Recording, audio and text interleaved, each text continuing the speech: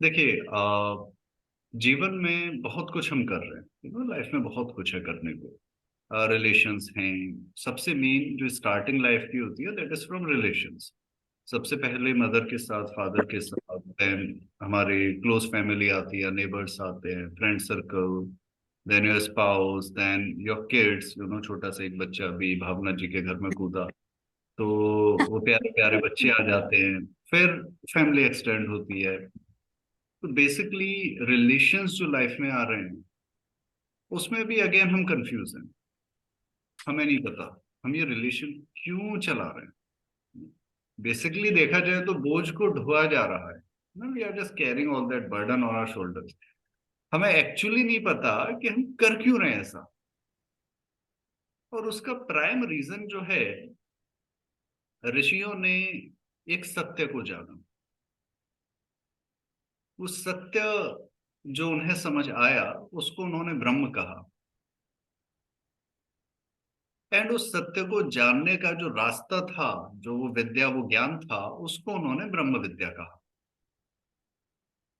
हमारा जो बेस है वो वेद है, ये हम सभी जानते हैं। सनातन धर्म की या पूरे संसार की जब हम जड़ों में जाते हैं, अब अगेन ये भी बड़ा एक इंपॉर्टेंट क्वेश्चन वहीं आ जाता है कि वेद किसको कहें और क्यों कहें।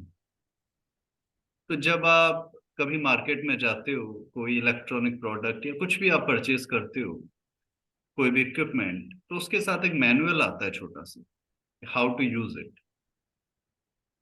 अब वो जो मैनुअल है, अगर वो न मिले,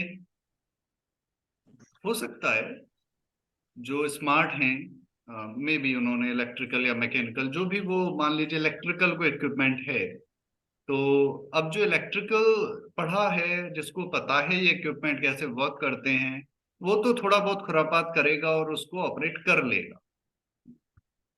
बट एक नॉर्मल इंसान जिसे उस विषय का कोई ज्ञान ही नहीं, वो तो बेचारा पागल हो जाएगा, फ्रस्ट्रेट हो जाएगा एट द एंड। बोला क्या करूं। अब यहां हम बात कर रहे, मान लीजिए it's just this mobile, this small mobile phone. फिर भी इसमें कुछ तो एट द एंड कुछ नहीं होगा, तो इसे तोड़ देंगे, अंदर क्या है वो तो पता चलेगा। बट ईश्वर ने क्या किया, इतना बड़ा ब्रह्मांड दे दिया। अब उसने कहा कि भाई ये इंसान भले ही पैदा इंसान के रूप में हुआ है, पर लक्षण बंदर से कुछ कम नहीं है इसके। तो एट द एंड ये पेड़ पौधे और पहाड़ों से सर पटक पटक के या तो मर जाएगा या दूसरों को मार देगा। तो जरूरी है इसको, अब ब्रह्मांड इतना बड़ा है, हम उसको तोड़ के भी नहीं देख सकते अंदर क्या है।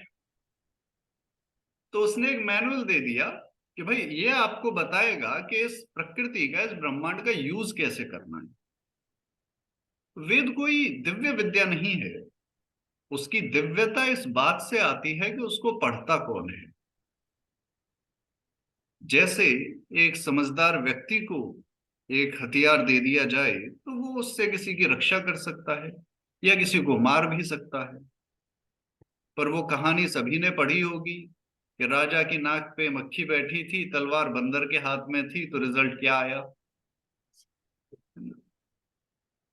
तो वेद जो है वो एक एसेंशियल नॉलेज है, अगर आपको इस ब्रह्मांड में जीना है, इस संसार में जीना है।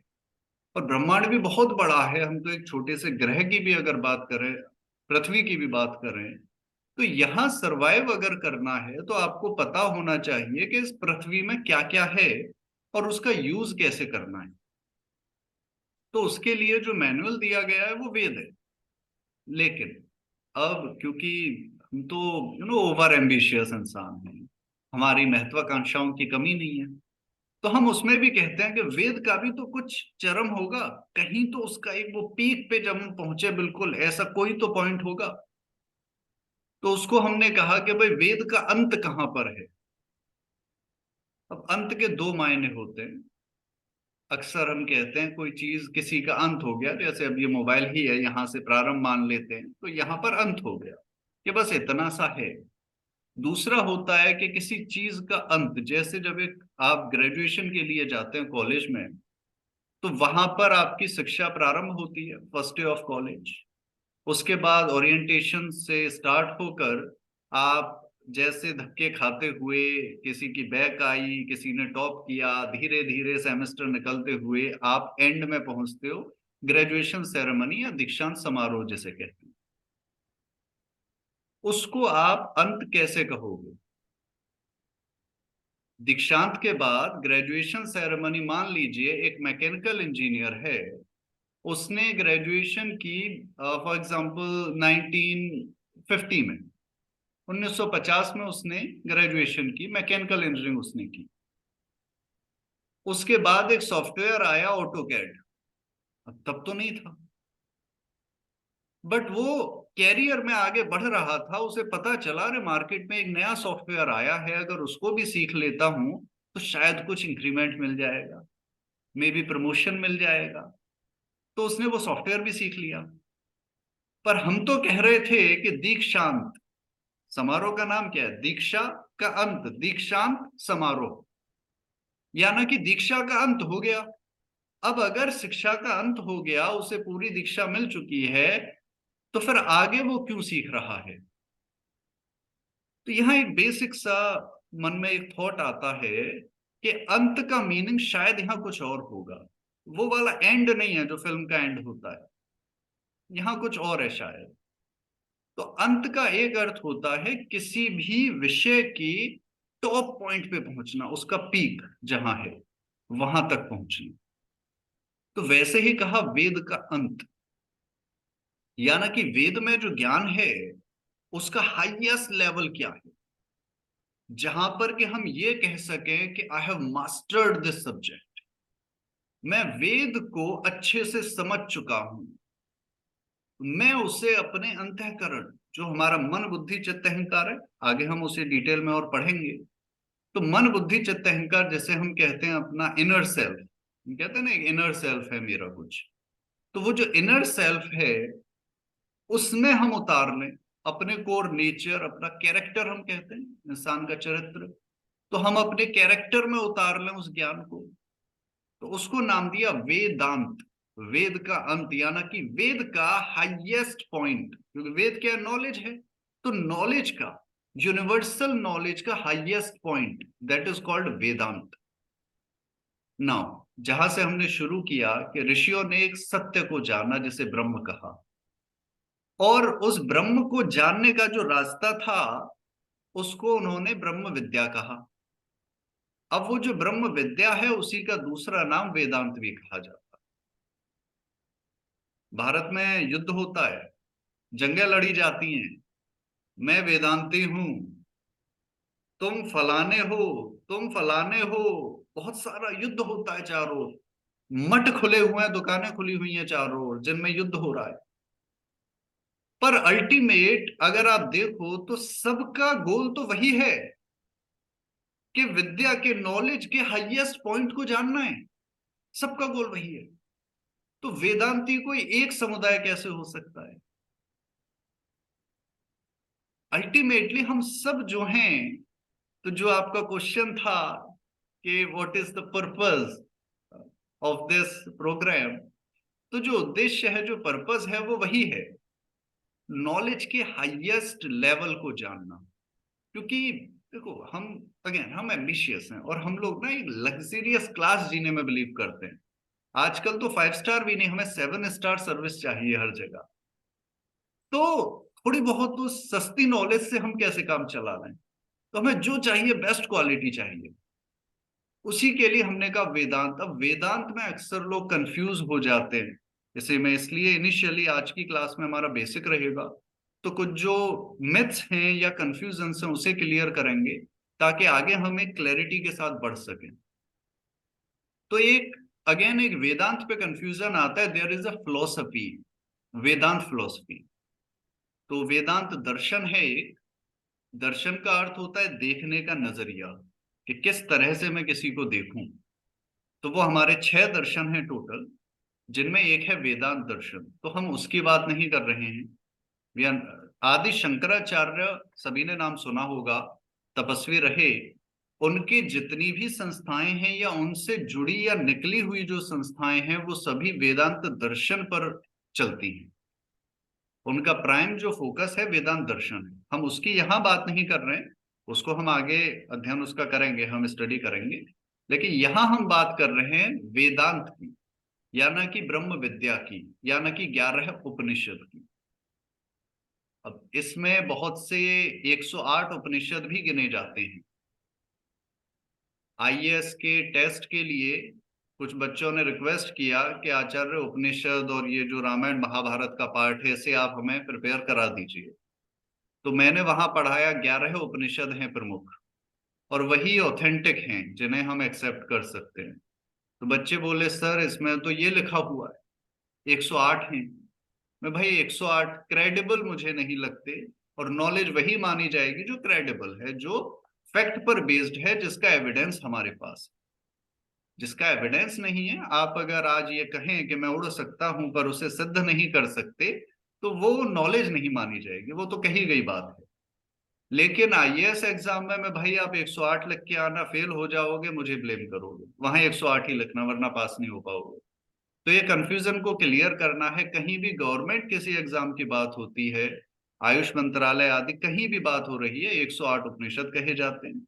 बट जो क्रेडिबल हैं वो 11 हैं, प्रमुख उपनिषद 11 हैं। कौन से हैं? ईश उपनिषद है, केन उपनिषद है, कठ है, प्रश्न है। प्रश्न उपनिषद और ये जो कठ उपनिषद है, कठ तो सभी ने सुना होगा, नचकेता की कहानी। नचकेता जब यमराज से बात करता है, मृत्यु लोक में चला जाता है, उसका पिता उसे दान कर देता है। कहीं ना कहीं बचपन से कहानी सुनी होगी नचिकेता के विषय में कि एक बालक यमराज से लड़ गया और 3 वरदान लेकर आया।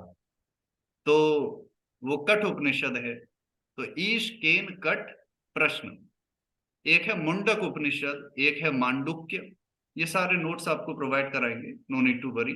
बाकी अपने कंफर्ट के लिए फिर भी लिख सकते हैं।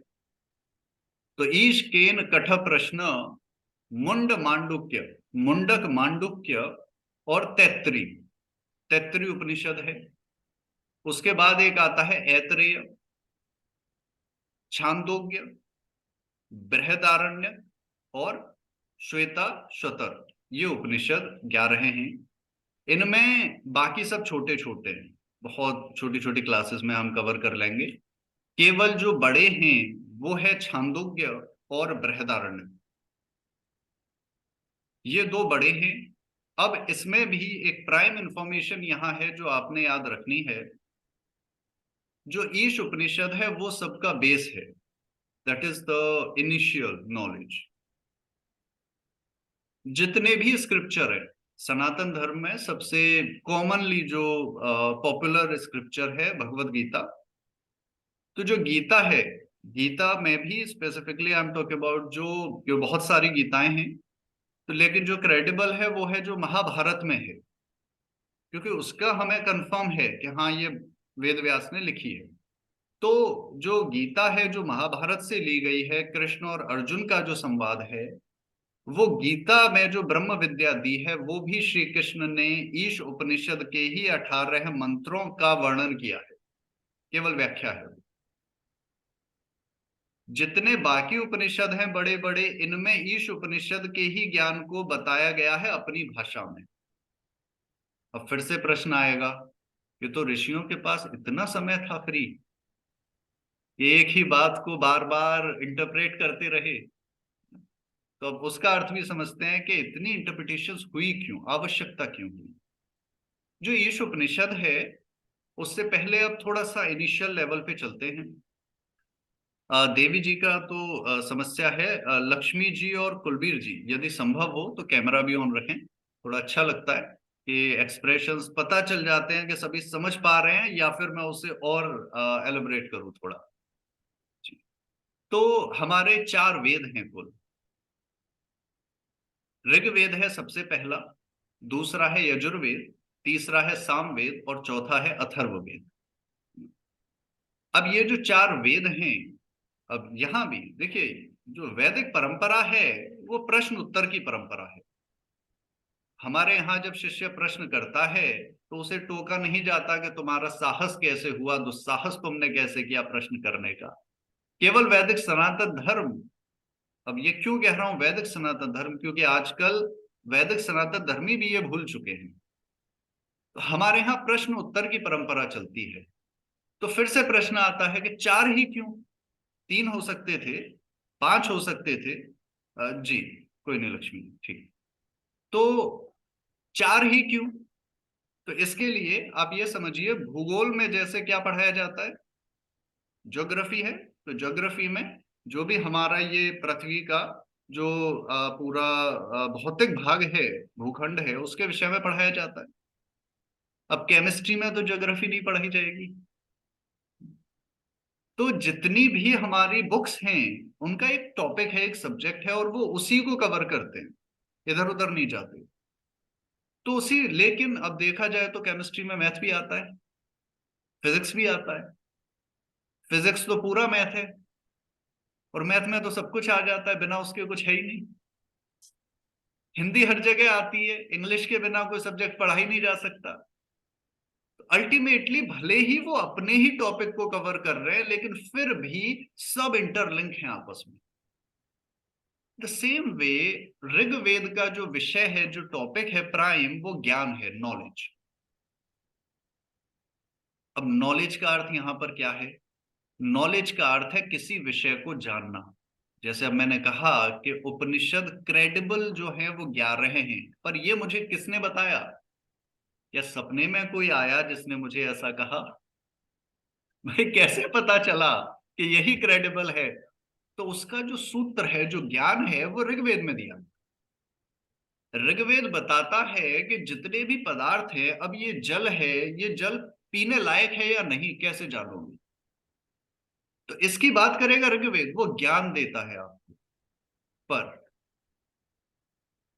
ज्ञान का अर्थ ऐसे मानते हैं कि भोजन, खाना क्यों आवश्यक है, उसके क्या लाभ हैं, क्या नुकसान हैं, वो ऋग्वेद ने बता दिया।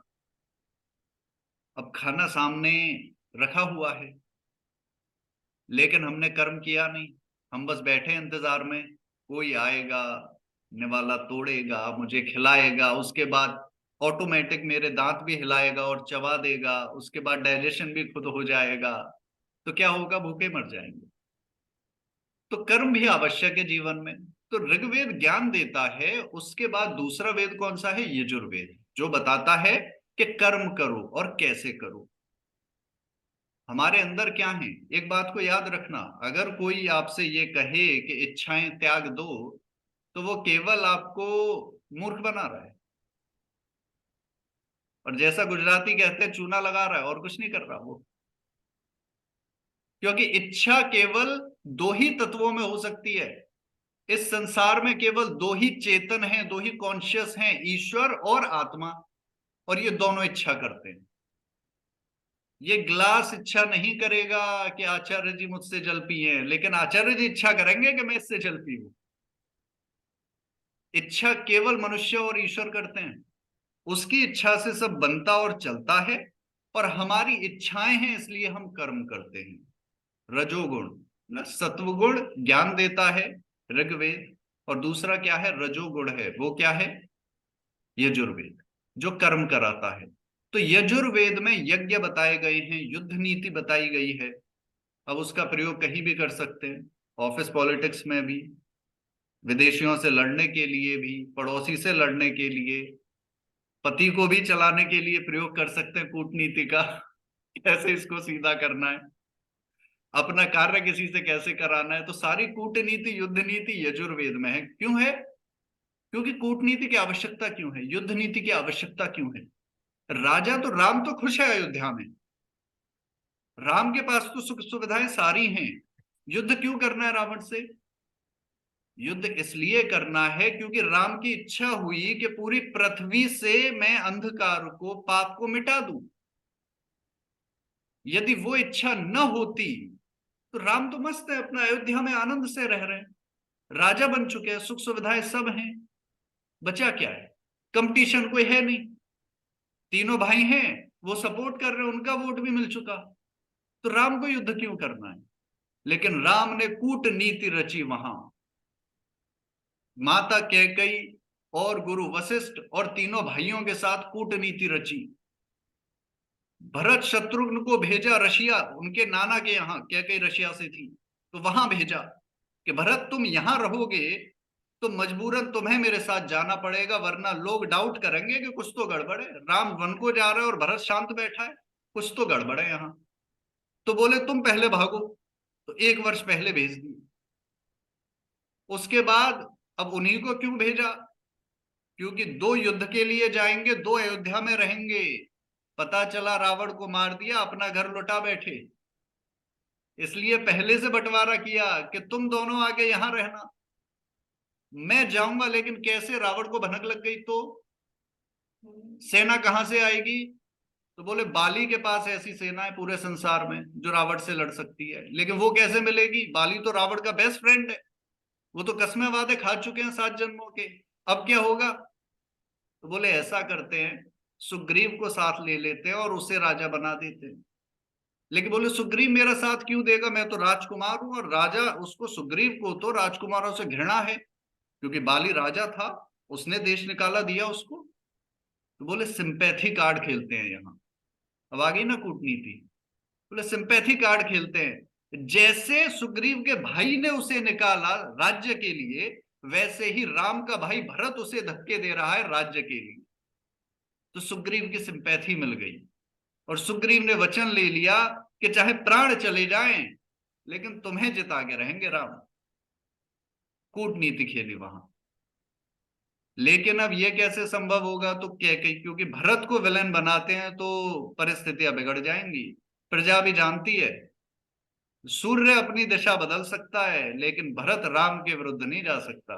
तो बोले खेल बिगड़ जाएगा, तो क्या करें? तो माता ने अपना दोष अपने सर पे सारा ले लिया, माता बेचारी बुरी बन गई वहां। तो कितनी बड़ी कूटनीति खेली है, किस लिए? क्योंकि इच्छा है कि पृथ्वी पे सत्य का राज्य स्थापित करना है। हम प्रतिदिन सुबह भागते हैं, रात तक इतने कर्म करते हैं, क्यों करते हैं? कभी बॉस के हाथ जोड़ते हैं, कभी डांट भी सुनते हैं, कभी सबॉर्डिनेट को डांटते हैं, तो ट्रांसफर होती है ना एनर्जी, तो आगे ऊपर से आती है जाती है लोएस्ट लेवल तक। क्यों कर रहे हैं हम? क्योंकि इच्छाएं हैं। तो यजुर्वेद आपकी जो भी इच्छा अधूरी है, आप चाहते हैं मेरी इच्छाएं कैसे पूरी करूं, तो रास्ता यजुर्वेद बताएगा। लेकिन अब चलो, खाना रखा था, पता है उसका लाभ क्या है, कर्म भी कर लिया, टुकड़ा तोड़ा, चबा भी लिया, चलो खा भी लिया, लेकिन क्या उसमें स्वाद आएगा?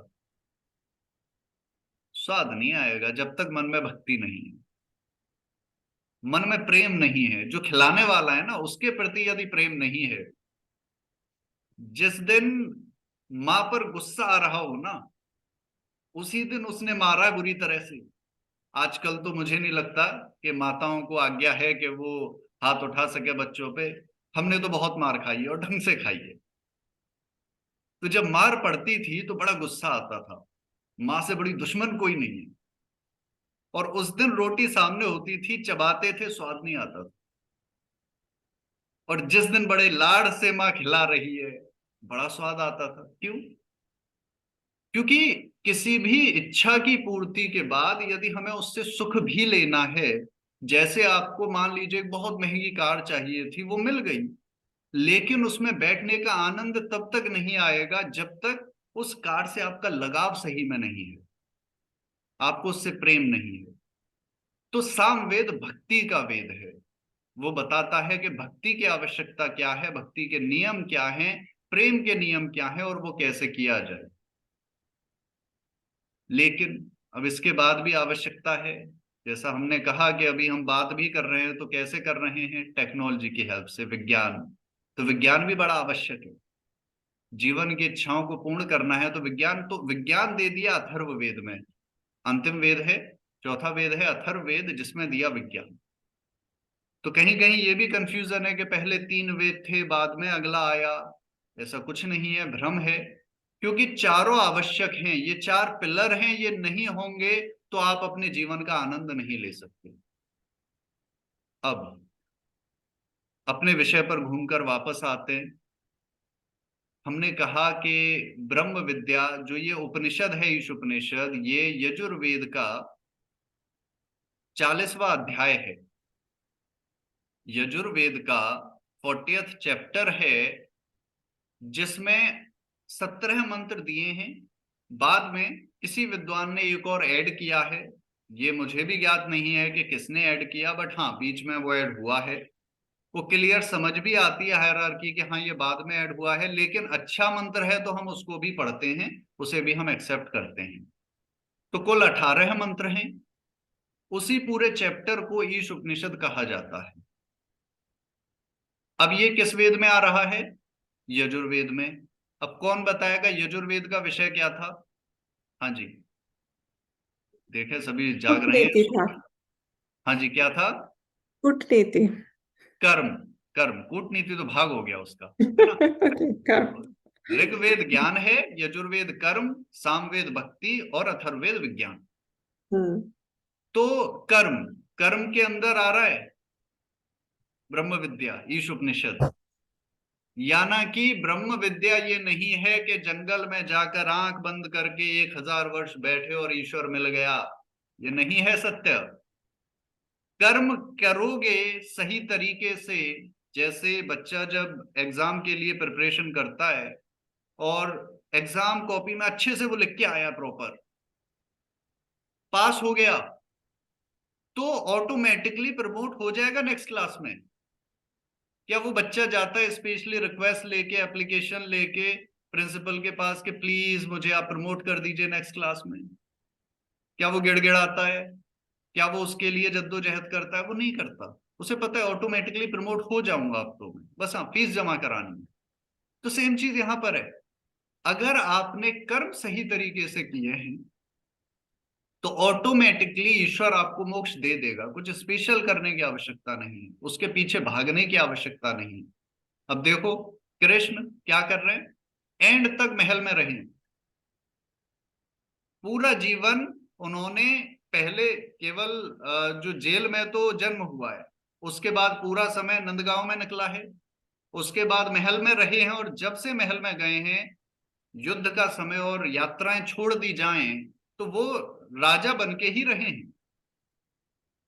उन्होंने संन्यास धारण नहीं किया। कृष्ण तो मृत्यु तक समाधि में गए ही नहीं, तो कृष्ण को मोक्ष कैसे मिल जाएगा? मिलना नहीं चाहिए लॉजिकली तो। कि हम तो ऐसे मानते हैं ना, जब तक हम ध्यान लगाकर ये इच्छा न करें कि मोक्ष मिले तब तक मिलेगा ही नहीं। श्री राम अगर शुद्ध वैदिक रामायण को पढ़ेंगे तो राम ने अंत तक राज्य किया है अपनी पत्नी के साथ। क्योंकि ये प्रश्न कुछ के मन में आएगा कि पत्नी क्यों त्याग दी राम ने, मेरे राम तूने क्यों ऐसा पाप किया? तो राम ने ये पाप नहीं किया है, ये तो बाद में कथा लिखने वालों ने जोड़ के पाप कराया है। वैदिक रामायण जब पढ़ेंगे आप सभी, तो संस्कृत अभी किसने कहा था सीखनी है? जल पिताप ने कहा था शायद, है ना। नहीं, मैंने नहीं, देवी ने कहा था। देवी जी। तो संस्कृत पढ़ेंगे और जब आप एनालाइज करेंगे वाल्मीकि रामायण को, तो पता चलेगा राम ने तो पत्नी को छोड़ा ही नहीं कभी, अंत तक दोनों पति पत्नी साथ रहे और राज किया। तो उन्होंने भी राज किया है अंत तक, उन्होंने राज्य को त्यागा नहीं, तो फिर उन्हें मोक्ष कैसे मिलेगा? राजा जनक अंत तक राज्य को संभाला है, तो उन्हें मोक्ष कैसे मिला? हम ब्रह्म ऋषि कहते हैं, राज ऋषि कहते हैं उन्हें। तो क्यों कह रहे हैं हम ऐसा? तो प्रैक्टिकल जो एक फैक्ट है ब्रह्म विद्या का, सबसे पहले ये क्लियर करना आवश्यक है कि ब्रह्म विद्या जंगल में जाने के लिए नहीं है। ब्रह्म विद्या है इस संसार में रह के जिया कैसे जाए। हम कहते हैं ना, लाइफ कोच के पास जाते हैं कि सिखाओ लाइफ को कैसे जिए, लाइफ साइंस को स्टडी करते हैं, तो this is the real life science. जीवन जीने की कला वो कहाँ है? ब्रह्म विद्या। अब इसके दूसरे भाग पे आते हैं जो बहुत जरूरी है सभी के लिए। यजुर्वेद का एक और हमने भाग कहा था, क्या था? इच्छाओं की पूर्ति कैसे करेंगे, वो यजुर्वेद है, उसी में आ रहा है ब्रह्म विद्या। या ना कि ब्रह्म विद्या का अर्थ ये नहीं है जो बाबा जी कहते हैं सत्संग में कि इच्छाओं को त्याग दो, वो नहीं है। इच्छाओं की पूर्ति कैसे करोगे ये ब्रह्म विद्या बताएगी आप, वेदांत बताएगा ये आपको, उसी का नाम है वेदांत, उसी का नाम है उपनिषद। तो यजुर्वेद का 40वां अध्याय 40th चैप्टर जो है वो ईश उपनिषद है, और उसके मंत्र हैं। ये बेसिक कंसेप्ट है, फर्स्ट क्लास है, तो हम क्लियर कर रहे हैं सारा। तो इसे भी गांठ बांध लीजिए, जो वेद में आते हैं केवल वही मंत्र हैं। बाकी श्लोक हो सकते हैं, सूत्र हो सकते हैं, लेकिन मंत्र नहीं हो सकते। केवल ईश उपनिषद में मंत्र हैं, बाकी उपनिषदों में श्लोक आदि दिए गए। इसे हमने समझना है, और एक एक उस पे मैं बताता चलूंगा कहाँ श्लोक है, कहाँ क्या दिया गया है। अब इसमें एक और प्रश्न आ जाता है यही जुड़ा हुआ कि वेदांत क्यों कहा, ये भी चलो समझ लिया हमने, ब्रह्म विद्या क्यों कहा, ये भी समझ लिया, लेकिन उपनिषद क्यों कहा? क्योंकि हमारे यहाँ नामों का बड़ा महत्व, नाम बड़ा आवश्यक हो जाता है वैदिक सनातन परंपरा में। तो माता पिता ने नाम रखा दशरथ, जिसके 10 रथ होंगे, राजा है अयोध्या का। अब प्रश्न मन में आता है कि भाई राजा के पास 10 ही होंगे क्या?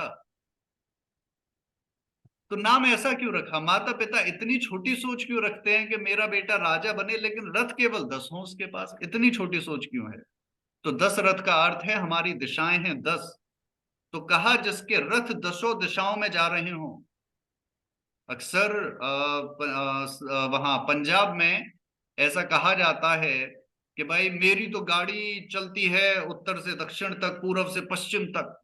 तो इसका अर्थ क्या है? इसका अर्थ है कि मेरा प्रसार, मेरी कीर्ति फैली हुई है, मेरे जो संपर्क, मेरा व्यापार है वो चारों दिशाओं में फैला हुआ है। तो उसी प्रकार से माता पिता ने नाम रखा दशरथ, यानी कि 10 दिशाओं में इसकी कीर्ति फैलेगी, इसका साम्राज्य फैलेगा, तो नाम रखा दशरथ। राम, रम, अग्नि, अग्नि को जो अंदर धारण किए है, अंदर तो ज्वालामुखी है लेकिन चेहरे पर देखो शांति है। तो जो मन में अग्नि को संभालने की योग्यता रखता है वो राम है। पर संभालता है, उसे बुझाता नहीं है, उसे आता है समय आने पर प्रयोग कैसे करना है, तो वो राम है। तो नाम का बड़ा महत्व है। तो उपनिषद का क्या ना अर्थ हुआ? उप, यानी कि किसी के समीप। उपनिषद, उप का अर्थ हुआ किसी के समीप जाना। नि का अर्थ हुआ निश्चय करके, संकल्प हमने ना, हम डिटरमाइंड हो गए, ओथ हमने ले ली। और शब्द के कई अर्थ आते हैं, जिसमें एक अर्थ है प्राप्त होना, एक है उस दिशा में गति करना, एक है नाश होना, नष्ट हो जाना। तो जो उपनिषद का अर्थ आता है कि जब आप समीप जाते हो, तो कहां जाते हो? गुरु के समीप आप जाते हो निश्चय करके।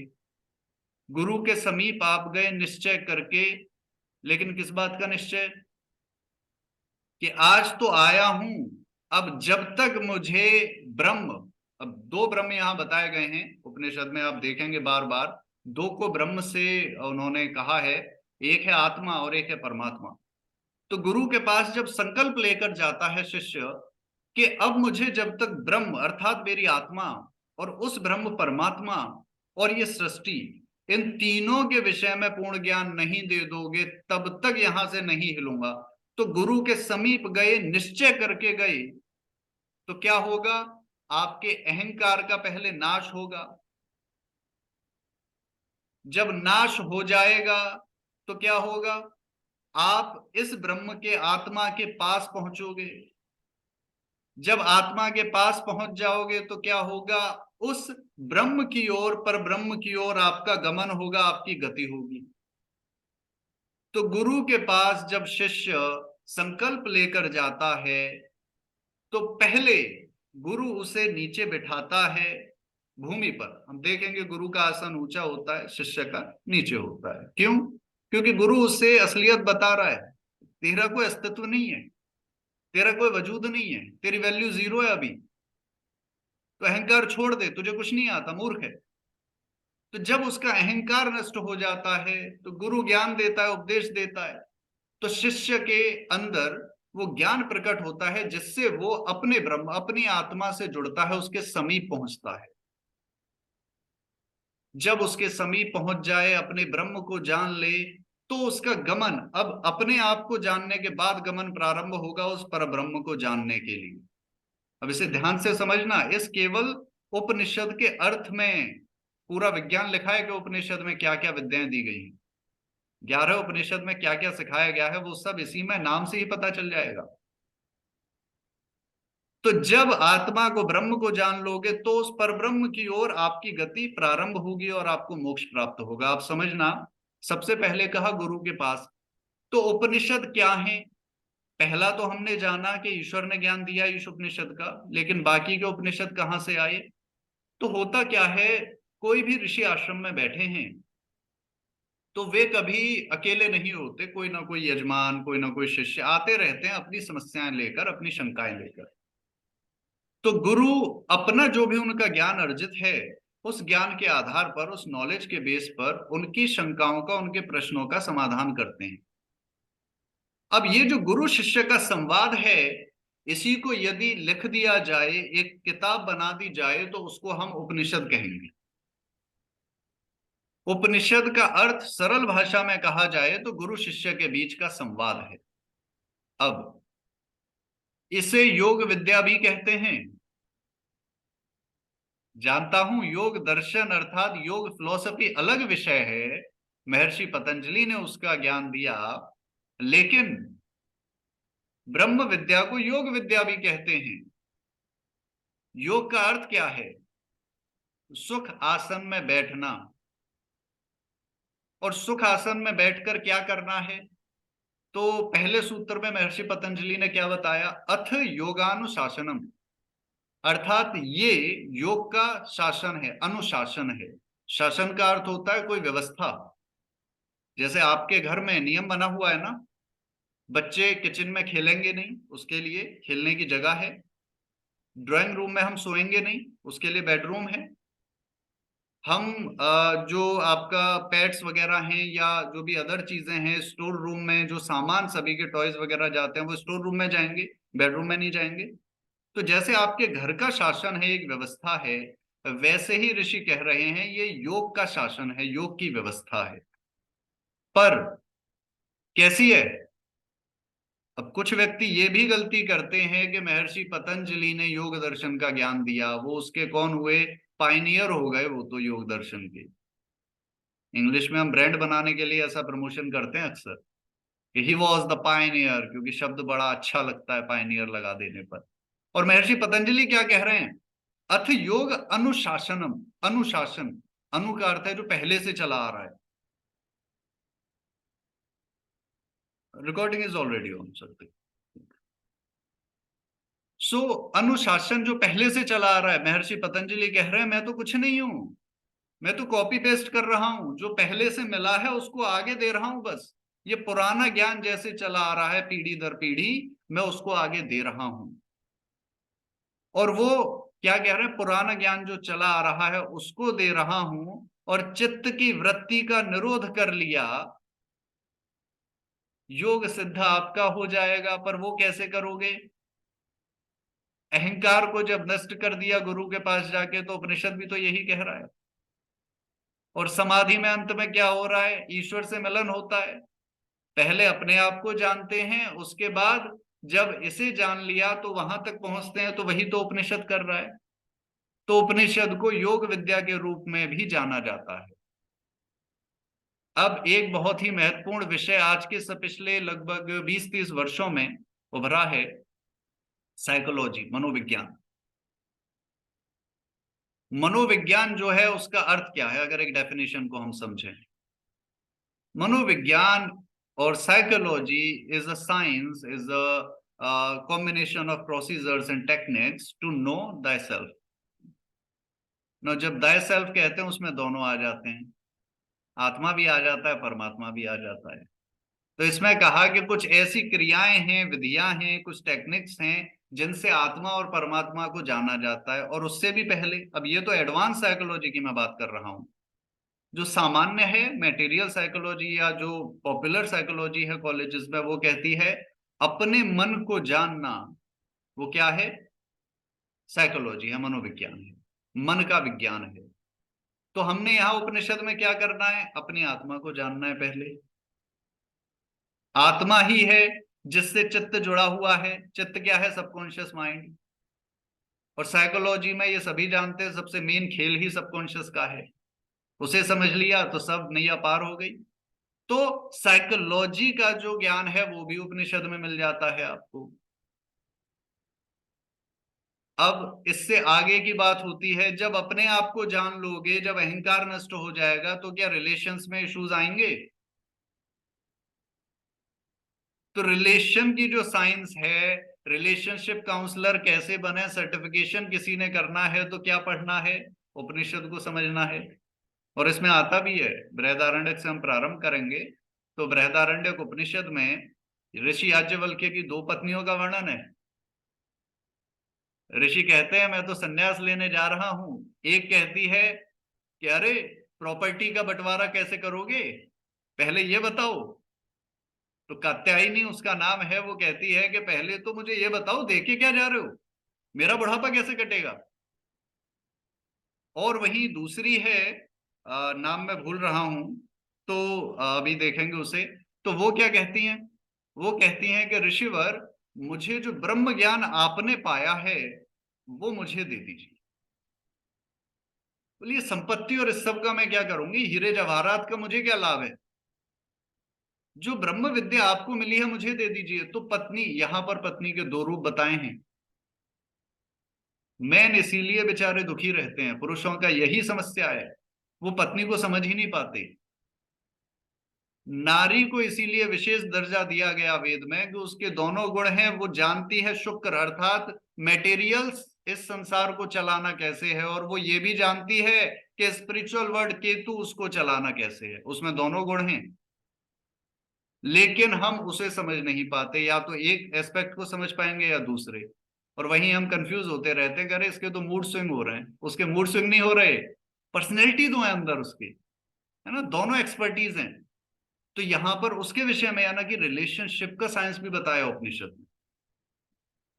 सबसे पहले जो इसमें स्टार्ट होता है वो है सृष्टि की रचना। अक्सर आता है ना माइंड में, ये संसार कैसे स्टार्ट हुआ, कैसे संसार बना, क्या क्या चीजें हुई इनिशियली। तो उस सबके विषय में यहाँ पर बताया गया है। बाइबल आदि की जो स्टार्टिंग हुई है, उनमें जो कुछ, जैसे आपका है, इसका लूसीफर का कंसेप्ट बाइबल में आता है, जो कि फर्स्ट एंजल बॉर्न हुआ था। तो उसका भी बृहदारण्यक उपनिषद से ही लिया गया है पूरा जो कंसेप्ट है। तो जब फर्स्ट टाइम मैंने पढ़ा तो मैं हैरान था, मैं अरे ये तो रेफरेंस वहां से आया। और ऑब्वियसली उपनिषद पुराना है तो वहां से आया है। इसमें अब सबसे पहले हम आगे बढ़ें उससे पहले एक सामान्य सा प्रश्न, कि आप सभी का ईश्वर के या आत्मा या अपने जीवन के विषय में यदि कोई ऐसा प्रश्न है जो आपको बहुत ज्यादा परेशान कर रहा है, तो आप अभी पूछ सकते हैं। 10 मिनट से क्वेश्चन आंसर के लिए लेंगे, फिर हम बृहदारण्यक का अध्ययन प्रारंभ करेंगे। और अभी जो आपके स्टार्टिंग में जैसे भावना जी के स्पेशली प्रश्न थे प्रोग्राम के विषय में और उपनिषदों के विषय में, तो उनमें से हो सकता है फ्लो में कोई प्रश्न मैं क्लियर करना मुझसे रह गया हो, तो वो भी आप पूछ सकते हैं जी।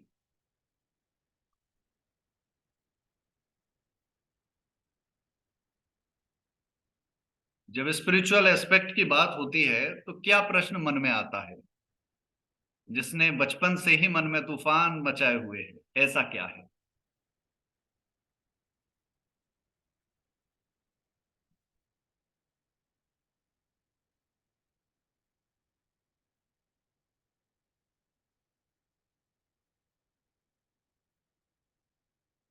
बताइए भाई, ऐसा कैसे हो सकता है कि मन में प्रश्न नहीं है, क्योंकि चेहरे तो बड़े जिज्ञासु लग रहे हैं सभी के।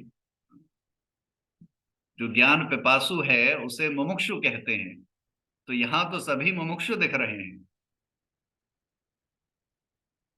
चलिए उपनिषद से प्रारंभ करते हैं, आगे प्रश्न आएंगे तो वो अवश्य आप सभी बताइएगा। इसमें एक और प्रश्न आता है, ये एक प्रश्न स्टूडेंट ने किया था तो आंसर मैंने लिखा हुआ था इसे, उसे भेजना है तो आप सभी को भी क्लियर यहाँ कर देते हैं। तो अक्सर एक ये भी प्रश्न आता है कि कितना पुराना है। वैसे तो यूट्यूब पे हमने पूरा टाइमलाइन दी हुई है कि सृष्टि की रचना कितने वर्ष पहले हुई, एक एक युग में क्या डिवीजन है क्या है। सृष्टि की जब रचना हुई है उसके बाद के 3 महायुग में ईश्वर ने सृष्टि को रहने लायक बनाया है। उसके बाद जो पहला सतयुग आया, उससे वेद का ज्ञान दिया है उसमें, और उसके बाद ज्ञान आगे बढ़ा है। तो ऐसा नहीं है कि हम अक्सर कर ऐसा सोचते हैं कि जो भी ऋषि हुए होंगे वो 10-20 हजार वर्ष पहले ही हुए होंगे। ऐसा नहीं है। हो सकता है 1 करोड़ वर्ष पहले ज्ञान हो, पर वो आगे चला है पीढ़ी दर पीढ़ी।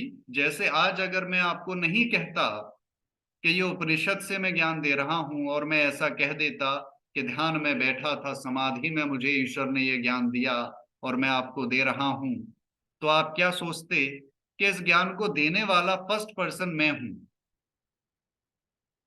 तो वहां क्या होती है, गलती हो जाती। तो वही त्रुटि हम अक्सर करते हैं। तो जिस ऋषि का भी नाम आएगा कि इस ऋषि ने ये शास्त्र का ज्ञान दिया, वो ऋषि ने अपने पूर्वजों से लेकर दिया है, न्यू रिसर्च नहीं है वहां। ये हमें क्लियर रखना है। इसीलिए ऋषि परंपरा अपना नाम लिखती ही नहीं है, वो अपने गुणों के आधार पर नाम लिखते हैं। जैसे विश्व का जो मित्र है, सभी राज्यों में जिसका सम्मान है, उसको विश्वामित्र का पद मिला है, तो वो अपना पद लिखेगा केवल, अपना नाम एक्चुअल नहीं लिखते कि वो किसकी संतान है, क्या है। ऋषि विश्वास करते हैं कि ये तो पहले से आ रहा है, तो मैं क्रेडिट लेके एक्स्ट्रा क्या करूंगा। तो ये हमें क्लियर रखना है कि पहले से आ रहा है, ऋषि ने केवल आज के समय में दिया है उसे, पर वो पायनियर नहीं है, यानी कि सबसे पहले उस कार्य को करने वाले वो नहीं। ठीक है। अब इसमें एक ये भी आता है कि मनुस्मृति आदि की रचना जो हुई है, ये कब हुई, युद्ध नीति आदि की आवश्यकता क्या है, तो ये सभी कुछ पहले त्रेता युग में हुआ है। एक श्लोक यहाँ उदाहरण के लिए है, न राज्यम नैव राजसीद, न दंडो न च दांडकः, स्वयमेव प्रजा सर्वा रक्षन्ति स्म परस्परम। अर्थात के जो राजा है, उस जो राज्य है, उस राज्य में कोई राजा नहीं है, कोई दंड देने वाला अधिकारी नहीं है। जो प्रजा है वही एक दूसरे का रक्षण करती है। अर्थात कि वहां कोई राज व्यवस्था नहीं थी सतयुग में, जो सबसे पहला सतयुग है। पुनः रिपीट कर रहा हूं, सबसे पहला सतयुग। क्लास के ग्रुप में आप सभी को टाइमलाइन वाली वीडियोस भी दे देंगे, तो जब आपको फ्री टाइम मिलता है उसे देखकर नोट्स भी बनाइएगा। तो पहला जो सतयुग था उसमें कोई राज्य व्यवस्था नहीं थी। उसके बाद जो पहला त्रेता युग आया उसमें महर्षि मनु ने राज्य व्यवस्था बनाई है। ठीक है। अब हम उपनिषद से प्रारंभ करते हैं पाठ। अब इसका जो बृहदारण्यक उपनिषद का जो पहला अध्याय है, इसमें क्या क्या दिया है, तो कुल मिला के 6 अध्याय इसमें हैं, जिनमें से पहले अध्याय में बताया, आपने 4 अश्व की कहानी सुनी होगी। तो जैन आदि कुछ मतों में ये कथा अधिकतर प्रचलित है। 4 घोड़ों की कथा है, वाजी, अरवा और अश्व के रूप में। तो वो कथा यहाँ पर है। समुद्र से कैसे सृष्टि बनी, कथा सुनी होगी कि भगवान विष्णु ने समुद्र से पृथ्वी को निकाला। तो वो कथा कहाँ से आई, उसका ओरिजिन यहाँ पर साइंस दिया गया है, सृष्टि के बनने का। मृत्यु के विषय में बताया, प्राणों के विषय में बताया, और देवासुर संग्राम को बताया है। अहम ब्रह्मास्मि जो एक शब्द कहा जाता है, वाक्य एक अधिकतर, अहम ब्रह्मास्मि, ये कंफ्यूज करता है सभी को, तो इसके विषय में बताया है। आदम, अदम और अहम, इसके विषय में बताया। बाइबल से कनेक्ट किया है सृष्टि की रचना को। ब्राह्मण, क्षत्रिय, वैश्य, शूद्र, इसके विषय में बताया। प्राण और इंद्रियों के विवाद, और आत्मा और प्राण के सत्य को बताया है, और धर्म की उत्पत्ति और महत्व को बताया है। और इसके बाद एक पूरा आपको इसका रेफरेंस दे देंगे, आगे कथाएं आदि हैं। और इसमें विद्युत के विषय में भी बताया है।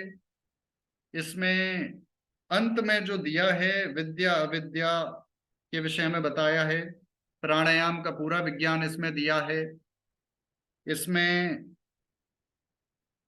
गर्भाधान के विषय में बताया है, गर्भाधान कैसे होना चाहिए, क्या है उसके नियम, क्या है, पूरा विज्ञान यहाँ। जो आपका कंसीविंग से लेके केवल डिलीवरी ही नहीं, बट बच्चा जब 7-8 वर्ष का हो जाता है तब तक लालन पालन कैसे किया जाए, वो विज्ञान इसमें पूरा बताया है। गायत्री के विषय में हम अक्सर कंफ्यूज रहते हैं कि इतना इंपॉर्टेंट क्यों है सनातन धर्म में, तो गायत्री का पूरा उपदेश यहाँ दिया है। तब कैसे करें, तब करना चाहते हैं ईश्वर को पाने के लिए तो कैसे करें, उसके नियम आदि बताए हैं। तो ऐसा बहुत सारा विज्ञान इस एक उपनिषद में दिया है। इसे हम पढ़ना यहाँ प्रारंभ करेंगे। समय का वो रहता है, और जैसा एक सबसे बड़ी समस्या है कि संस्कृत सभी को नहीं आती है, तो संस्कृत का उच्चारण करना कुछ ऐसा हो जाएगा शो ऑफ करने जैसा, कि विवाह हो रहा था तो पंडित जी ने मंत्र पढ़े बहुत तेज गति से संस्कृत में। अब उसके बाद सुबह पूछा गया वर वधू से कि भाई जो पंडित जी ने मंत्र पढ़े थे कुछ समझ आए? तो बोले नींद आ रही थी, कुछ कह तो रहे थे संस्कृत में, समझ नहीं आया। मैं जो हिंदी में कहा वो आया कि हाँ वो कुछ कुछ याद है।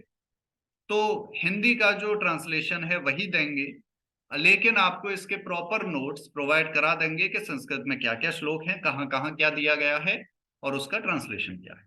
ठीक है। तो सबसे पहले अध्याय में, और अध्यायों को डिवाइड किया, अब इसे समझ लीजिए कि उपनिषदों को अध्याय में डिवाइड किया है, चैप्टर्स में, और उनको ब्राह्मण में डिवाइड किया है। मान लीजिए पैराग्राफ से एक तरह से, तो ब्राह्मण में उसको डिवाइड किया गया है। तो पहले इसमें सृष्टि के विषय में बताया। अब देखिए जो ऋषियों की व्यवस्था है वो कैसी है कि वो पिंड से ब्रह्मांड को बताते हैं। पहले ज्ञात को दिखाएंगे कि सामने दिख रहा है ना ये, उसके बाद अज्ञात को बताएंगे कि इसके पीछे छिपा हुआ क्या है। ये ऋषियों की परंपरा है। यज्ञ को जब कराते हैं ऋषि, तो यज्ञ पहले तो सामान्य आपको करा देंगे कि ठीक है मंत्र का जाप करना है, हमने आचमन आदि करना है, सामग्री की आहुति देनी है, लेकिन उसके बाद ये भी बताते हैं उसके पीछे का साइंस क्या है, जो हिडन एस्पेक्ट है वो क्या है, वो भी बताते हैं वहां पर। अब इसमें क्या कहा, सबसे पहला ही पैराग्राफ में, उषा व अश्वस्य, ये जो सृष्टि है, मान लो, अब ये सृष्टि को यहाँ पर ऋषि कैसे बता रहे हैं, इसे जब तक हम क्लियर नहीं करेंगे तो हमारे माइंड में कंफ्यूजन आएगा। सुबह सुबह ऋषि निकले थे टहलने, टहलते हुए सामने देखा सूर्योदय हो रहा है। तो उषा के लिए कहा कि ये जो प्रातः काल है, ये जो उषा है, ये क्या है उषा? ये मानो इस सृष्टि का सर है, अपनी इमेजिनेशन है। तो ऋषि जो बनना है तो लॉजिकल होना पड़ेगा और क्रिएटिव भी होना पड़ेगा। जब तक दोनों को साधोगे नहीं तब तक आप ऋषि नहीं बन पाओगे। तो लॉजिकल तो है ऋषि, तर्क तो है उसके अंदर, पर क्रिएटिविटी भी है, इमेजिनेशन भी है। तो ऋषि ने देखा कि अब भाई सृष्टि का कोई सर पैर तो है नहीं कहीं, ईश्वर का आकार या शरीर तो कोई है नहीं। तो उसने अपनी इमेजिनेशन की, सुबह सुबह टहलने निकले। तो ऋषि याज्ञवल्क्य क्या कहते हैं कि ये जो सृष्टि है, मान लो कि ये अश्व है, एक विराट अश्व, और इस विराट अश्व का जो सिर है वो उषा है। इसकी आंख जो है, अब तभी अचानक, जैसे है ना, ये सिर कहा, इसको कहा है, पूरा ये सर नहीं कहा है हेड, तो केवल इसको कहा है फोर हेड को, है ना। तो फोर हेड क्या है? उषा। तो सूर्य उदय से पहले ऊपर होता है लगभग ऐसा ऑरेंज सा कलर का, माथे जैसा बनता है।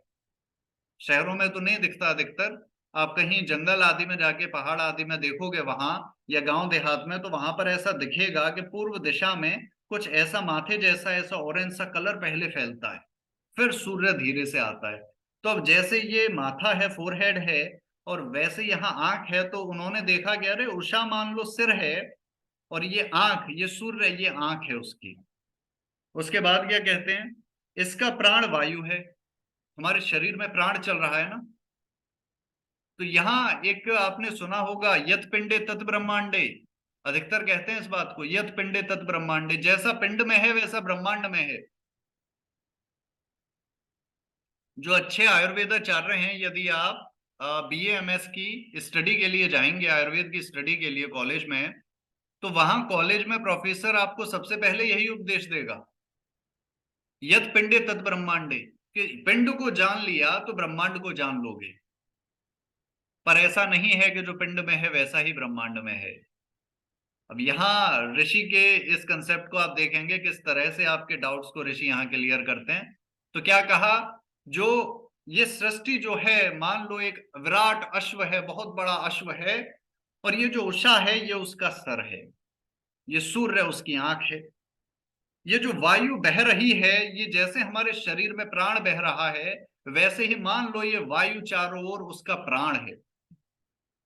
उसके बाद कहा ये जो वैश्वानर अग्नि है, ये जो वैश्वानर अग्नि है ये क्या है? अग्नि का गुण क्या है?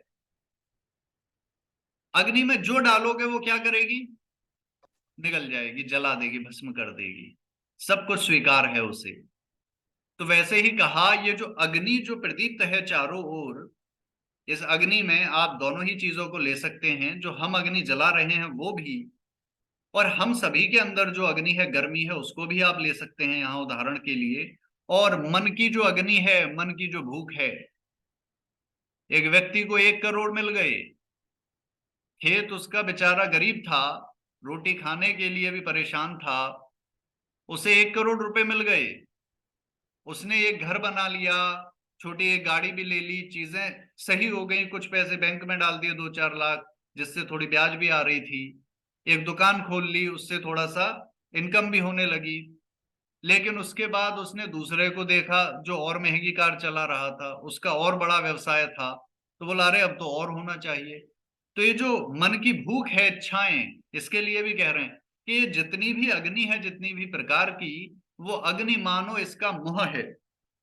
तो मुंह क्या है कि खुला है, इसमें जो डालोगे अंदर जाता जाएगा। रोटी, एक व्यक्ति कुछ ऐसे होते हैं, उनका हाजमा कुछ ऐसा होता है कि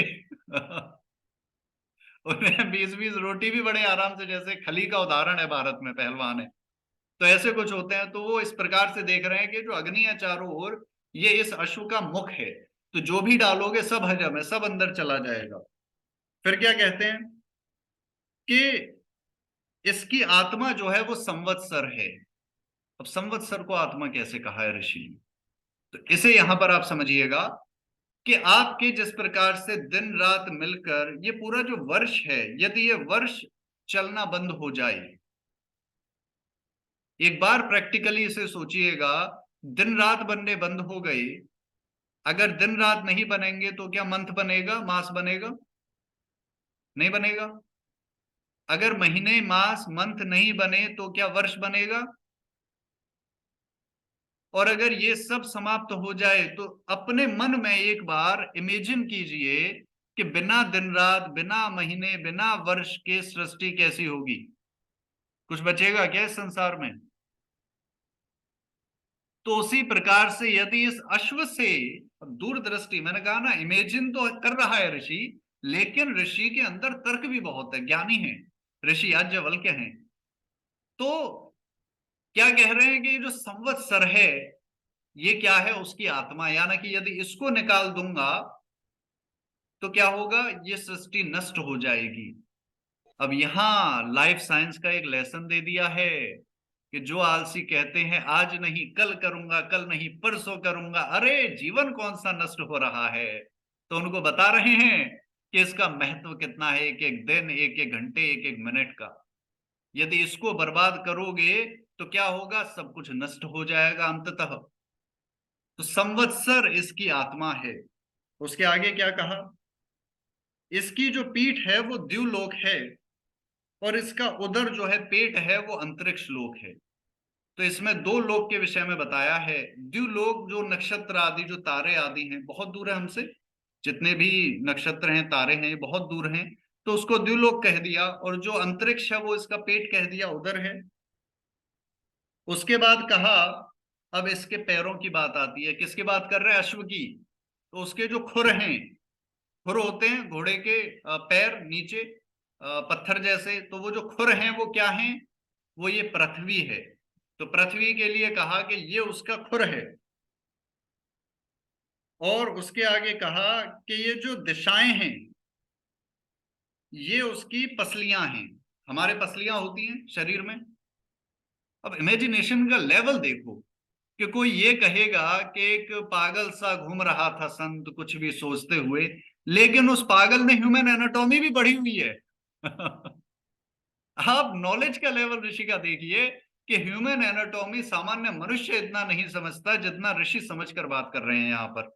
तो क्या कह रहे हैं कि ये जो दिशाएं हैं, अब दिशाएं नॉर्थ ईस्ट साउथ वेस्ट हैं, उत्तर दक्षिण पूर्व पश्चिम, लेकिन फिर अवांतर दिशाएं भी हैं, जैसे उत्तर पूर्व, है ना। तो नॉर्थ ईस्ट हो गया, साउथ ईस्ट हो गया, तो ये भी सारी जो दिशाएं हैं ये उसकी कहा पसलियां हैं। उसके बाद कहा जितनी ये ऋतुएं हैं, जितनी ये ऋतुएं हैं ये क्या है, उसके अंग हैं। तो शरीर के जो बचे हुए अंग हैं उनके लिए कहा कि ये जो ऋतुएं हैं, तो मौसम बदलते हैं, इसीलिए कहा जाता है। अब एक प्रश्न यहाँ पर मन में आना चाहिए, जो अक्सर आता भी होगा, उसका यहाँ पर निस्तारण करना चाहूंगा कि वेदों का उपनिषद की रचना अमेरिका, जापान, चीन या कहीं और क्यों नहीं हुई? रशिया में क्यों नहीं हुई? जर्मनी में क्यों नहीं हुई? भारत में ही क्यों? क्योंकि ये जो सब बताया जा रहा है ये केवल भारत में ही देखा जा सकता है। ऋतुओं को, छह की छह ऋतुएं किसी एक देश में, एक गांव में कहीं नहीं देख सकते आप।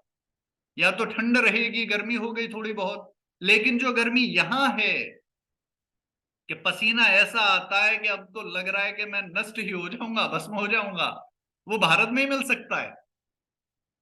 बाकी तो देशों में ऐसी गर्मी होती है कि हम जैसे तो जाके कहते हैं ये गर्मी है, क्यों मजाक कर रहे हो? तो सारी ऋतुएं, तो जो ऋतुएं हैं वो उसके अंग हैं। उसके आगे कहा कि अब अगर आप कहो कि उसके जोड़ क्या हैं, चलो अंग तो हो गए, पर ये जोड़ है ना, जॉइंट हैं, जितने भी हमारे ये जॉइंट हो रहे हैं, यहां भी ये जॉइंट हो रहा है कलाई पर, फिर उंगलियों के भी ये जॉइंट जॉइंट हैं सारे, तो ये जॉइंट क्या हैं? इसके लिए कहा मास और अर्धमास। जो मंथ है वो मंथ, और 12 मंथ है हमारे, टोटल 12 मास हैं, और अर्धमास हम आधे आधे में बांटते हैं, कृष्ण पक्ष और शुक्ल पक्ष।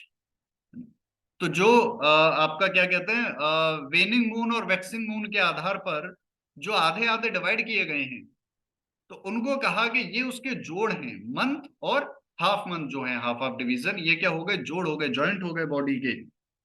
उसके बाद कहा कि उसकी अस्थियां जो है नक्षत्र हैं, और उसके अब शरीर पे मांस भी तो होगा, इसके बिना शरीर कैसे बनेगा? तो मांस कहाँ देखा है ऋषि ने? बोले जो बादल उड़ रहे हैं ये बादल उसके शरीर पर मांस लगा हुआ है, क्योंकि बादल और शरीर का मांस कुछ एक जैसा ज्ञात हुआ, ऋषि को ऐसा अनुभव हुआ। उसके आगे कहा अब हमारे पेट में, अब अगेन ऋषि ने एनाटॉमी की नॉलेज यहां दिखाई है कि मैं अनपढ़ नहीं हूं, ज्ञानवान हूं, ज्ञाता हूं। कैसे? बोले हमारे पेट में, उदर में कुछ आधा पचा हुआ भोजन हमेशा रहता है, यदि वो भी निकल जाए तो व्यक्ति मर जाएगा। तो बोले ये जो रेत दिख रही है भूमि पर, ये रेत वो आधा पचा हुआ भोजन है। उसके बाद आगे कहते हैं कि जितनी नदियां हैं ये आंतड़ियां हैं, और अब कहोगे जगर फेफड़े कहाँ हैं? वो भी तो होना चाहिए अश्व के अंदर, घोड़े के अंदर। तो बोले जितने पहाड़ देख रहे हो चारों ओर, ये वही हैं, जगर और फेफड़े ये पहाड़ हैं सारे। तो इससे अब एक और बात पता चली कि ऋषि ने पहाड़ भी देखे, या ना कि बृहदारण्यक उपनिषद के जो रचनाकार ऋषि याज्ञवल्क्य हैं उनका आश्रम कहीं उत्तराखंड के आसपास होना चाहिए, हरिद्वार आदि की जगह पर, क्योंकि वही है जो कि छह ऋतुएं भी दिखती हैं और पहाड़ आदि भी वहां से दिख जाते हैं। वरना यहां तो हम पहाड़ गलती से दिल्ली में नहीं देख सकते। आगे कहा जितनी ये, अब हमारे देखो शरीर पे कुछ ये लोम रहते हैं, छोटे छोटे हेयर हैं ये, बाल पूरे शरीर पे, तो ये बाल क्या हैं, हेयर्स कहाँ हैं? तो बोले ये वनस्पति आदि, घास आदि जो उग रही है पृथ्वी पर, ये सब क्या है, ये यही लोम है। ये जो जैसे हमारे शरीर पे बाल होते हैं वैसे ये औषधियां आदि उग रही हैं पृथ्वी पर। आगे ऋषि क्या कहते हैं कि इसका जो पूर्वार्ध और उत्तरार्ध, तो पूर्वार्ध हो गया ऊपर का हिस्सा और उत्तरार्ध नीचे का, तो बॉडी को दो पार्ट में डिवाइड करके ऋषि ने देखा।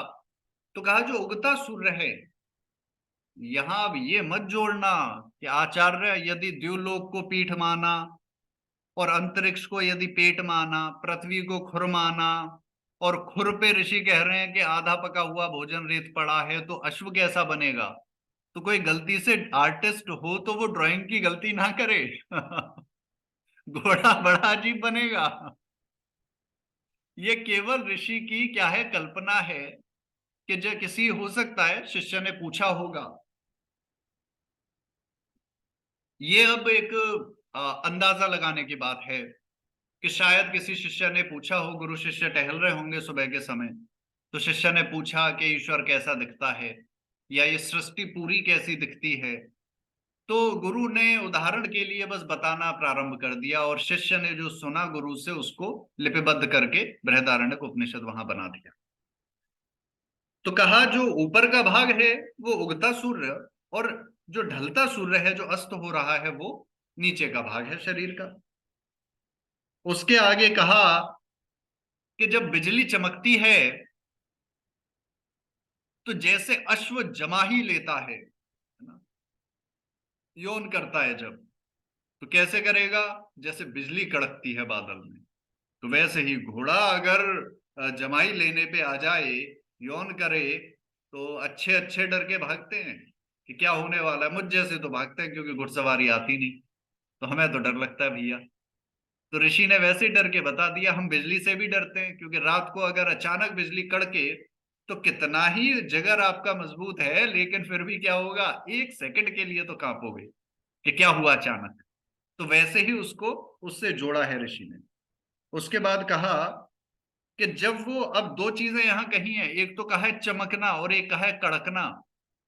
तो कहा जब जमाई ले रहा है तो चमक रहा है, और जब अपने शरीर को पूरा साफ कर रहा है, झाड़ता है, तो पूरा हिल जाता है ऊपर से नीचे तक घोड़ा, जैसे बिजली कड़कती है। तो ध्वनि, अब ऋषि ने यहां दोनों के अंतर को बता दिया है कि दोनों एक साथ नहीं आ रही। चमक यानी कि बिजली की जो चमक है वो अलग आ रही है, और जो ध्वनि है वो अलग आ रही है। दोनों में अंतर को यहाँ ऋषि बता रहे हैं, तो इसको भी समझना है।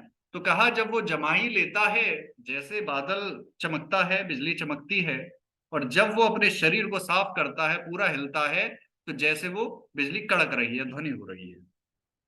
उसके आगे आगे कहा कि जब बारिश होती है, अब ऋषि ने कोई लेवल छोड़ा नहीं है, बोले पूरी एनाटॉमी। तो हमारे बीच में वंदना है, ये बायोलॉजी की टीचर हैं, बच्चों को 11th 12th को एनाटॉमी पढ़ाती हैं। तो ऋषि ने कहा कि वंदना जैसी कोई स्टूडेंट पढ़ेगी उपनिषद कभी, तो इसको कहीं गलती से कोई कमी नहीं रहने दूंगा। पूरी ह्यूमन एनाटॉमी वो बता के रहूंगा कि एक एक अंग क्या है। तो शिष्य ने कहा कि गुरुवर ये बारिश हो रही है, इसे कैसे जोड़ोगे। तो बोले जैसे वो यूरिनेट करता है, तो मूत्र त्याग करता है घोड़ा, तो वैसे बारिश हो रही है, जोड़ दो उसको। उसके आगे कहा, अब वही गर्जना पे पुनः आ गए वहां, कि जब सृष्टि गरजती है, जब कड़कती है बिजली, तेज ध्वनि होती है, तो जैसे घोड़ा हिनहिनाता है, तो उसको जोड़ के यहां बताया। अब इसे फिर से ऋषि थोड़े से आगे बढ़े हैं। पहला जो अध्याय है, एक एक लेवल बढ़ेगा यहाँ पे। तो ये गलती से न सोचें कि केवल कल्पना का विषय है, क्योंकि फर्स्ट क्लास है इसलिए क्लियर कर रहा हूं। पहले ऋषि अभी कथाएं बता रहे हैं, चार घोड़ों के विषय में बताएंगे, उसके बाद सृष्टि का विज्ञान भी बताएंगे, वो अगली कक्षा में हम करेंगे। और उसके आगे एक एक आपके प्राण कैसे चल रहे हैं, प्राणों को साधना प्राणायाम कैसे करना है, अमर कैसे बनना है, सब कुछ इसी उपनिषद में आ जाएगा, A to Z, everything will be there. तो इनिशियल है, यहाँ कल्पना से प्रारंभ किया है। अब फिर से रुक ही नहीं रहे ऋषि, क्या करें, आगे बढ़ते जाते हैं। फिर क्या कहते हैं कि अश्व के आगे पीछे पैरों में घुंघरू बांधते हैं ना कुछ, ताकि जब वो चले तो बड़ी अच्छी आवाज हो, तो घुंघरू बांधे जाते हैं घोड़े के पैरों में। तो उसके विषय में क्या बताया कि जैसे ये दिन रात चल रहे हैं, वैसे ही वो घुंघरू बज रहे हैं। तो दिन रात को अब यहाँ पहले कैसे जोड़ा था, जोड़ों से जोड़ा था मंथ को, और उससे पहले संवत्सर को आत्मा कहा था। अभी दिन रात को फिर से यहाँ पे डिफरेंशिएट कर रहे हैं। तो क्या कह रहे हैं कि जैसे उस घोड़े के पैरों में घुंघरू बांधे जाते हैं, वैसे ही दिन और रात हैं। उसके आगे अब ये घुंघरू क्या कर रहे हैं, अब इसके विषय में ये भी बताया कि जैसे अब ये घुंघरू क्यों घोड़े के बांधते हैं, ताकि जहां भी चले तो उसकी महिमा का वर्णन होता रहे कि देखिए कहीं से घोड़ा चलकर आ रहा है। तो उसी प्रकार से दिन रात जो है सृष्टि की महिमा को गाते हैं। दिन में आप जब कार्य करते हो, अध्ययन आदि करते हो, रात्रि में आप आराम करते हो, तो सृष्टि की जो महिमा है, उसका जो अर्थ है, सृष्टि का जो गूढ़ रहस्य है, वो दिन और रात बताते हैं आपको। सृष्टि का अर्थ क्या है कि जो चलती है, बनती है और मिटती है, फिर से बनती है फिर मिटती है, यही तो होता है ब्रह्म दिन और ब्रह्म रात्रि। तो ऋषि उसी को बता रहे हैं कि ये जो दिन और रात है, जैसे उस घोड़े के पैरों के घुंघरू उसकी महिमा गा रहे हैं, उसका गुणगान चारों ओर कर रहे हैं, वैसे ही ये दिन रात बता रहे हैं सृष्टि के विषय में कि सृष्टि का क्या होता है। ये पहले उगती है दिन की तरह, दिन प्रारंभ होता है, फिर अंत होता है, सायकाल में इवनिंग में क्या होता है, नष्ट होता है सब कुछ।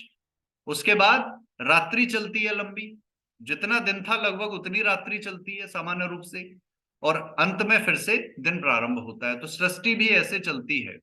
तो दिन और रात इस सृष्टि की महिमा गा रहे हैं, जैसे वो घुंघरू घोड़े की महिमा गा रहे थे। आगे कहा कि अब जो ये दिन और रात है, इसमें जो घोड़े के आगे के दो पैरों में घुंघरू बांधे थे वो दिन हैं, और पीछे के दो पैरों में जो घुंघरू बांधे थे वो रात है। उसको फिर यहाँ थोड़ा सा और एलिबरेट किया कि चारों पैरों में घुंघरू हैं, लेकिन जो आगे के पैरों के घुंघरू हैं वो दिन हैं, और पीछे के पैरों के रात हैं, जो उसकी महिमा गा रहे हैं।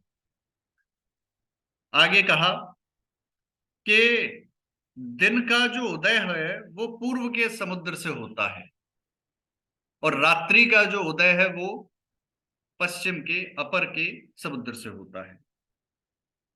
अब यहां इसमें थोड़ा सा और हमें इसकी एक जो ज्योग्राफिक लोकेशन हम ढूंढ रहे हैं, क्योंकि ऋषि ने तो कहीं लिखा नहीं इसमें कि कहाँ मैंने रचना की, क्या जगह थी, मेरा पिता कौन था, मेरी माता कौन थी, कुछ नहीं लिखा ऋषि ने। तो हम ढूंढने की कोशिश कर रहे हैं। तो अब इसमें कह रहे हैं कि जो पूर्व का समुद्र है वहां दिन का प्रारंभ होता है, तो भारत के पूर्व में ही दिन का प्रारंभ होता है। तो कहा जो सृष्टि का प्रारंभ है वो भी कहाँ हो रहा है, पूर्व में, यानी कि थोड़ा सा, अब हम थोड़ा ऊपर गए थे कि पहाड़ दिख रहे थे, अब उसको हल्का सा ईस्ट की ओर भी ले जाइए लोकेशन को, क्योंकि ईस्ट की तरफ कहीं बात की जा रही है। तो थोड़ा सा हम नॉर्थ ईस्ट की ओर बढ़ जाएंगे। और आगे कहा रात्रि का प्रारंभ अपर समुद्र से होता है। अब इसको, अब यहां पर आएगा बहुत ही इंपॉर्टेंट एस्पेक्ट। समय हालांकि हो चुका है, मैं 10 मिनट्स एक्स्ट्रा लूंगा, क्योंकि ये अगर पूरा पैराग्राफ एक साथ नहीं कराया आप लोगों को तो क्या होगा, ये समझ में ही नहीं आएगा कहीं। तो ये है 4 प्रकार के घोड़ों की बात। सृष्टि के विषय में कहा कि अब ये जो अश्व है, जो घोड़ा है, अश्वरूपी जो सृष्टि है, ये एक्चुअली 4 रूपों में कार्य करती है। इसके 4 रूप हो सकते हैं, उसके विषय में ऋषि यहां अब बता रहे हैं। तो क्या क्या 4 रूप हैं, उसको स्टार्टिंग में हमने बताया। हय लिख लीजिए।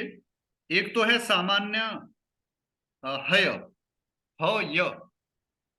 दूसरा है वाजी, व वा जी।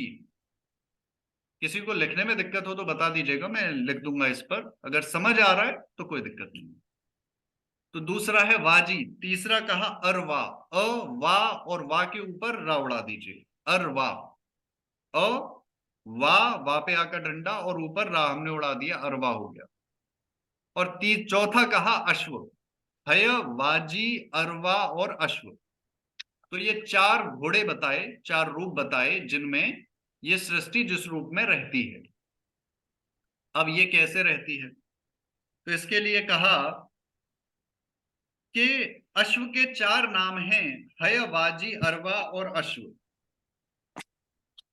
यह सृष्टि हय है, अर्थात हय किसे कहते हैं, हेट शब्द हय से आया है। तो हय का अर्थ क्या है, जैसे हम हेट करते हैं उसका हम क्या करते हैं, हम उसे त्याग देते हैं, छोड़ देते हैं। तो हय त्यागने योग्य, जो त्यागने योग्य है, वो क्या है, ये सृष्टि। तो क्या कहा आगे कि जो देवगण हैं, अब यहाँ एक्चुअली ह्यूमन साइकोलॉजी बताई गई है और कैटेगराइजेशन किया गया है ह्यूमंस का, कि आपकी सोच के हिसाब से, कहते हैं ना, the way you think the way you become,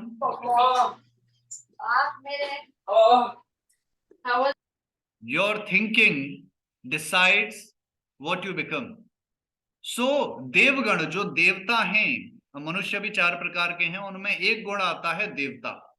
अब फिर से कह रहा हूं, ध्यान से सुनिएगा इसे।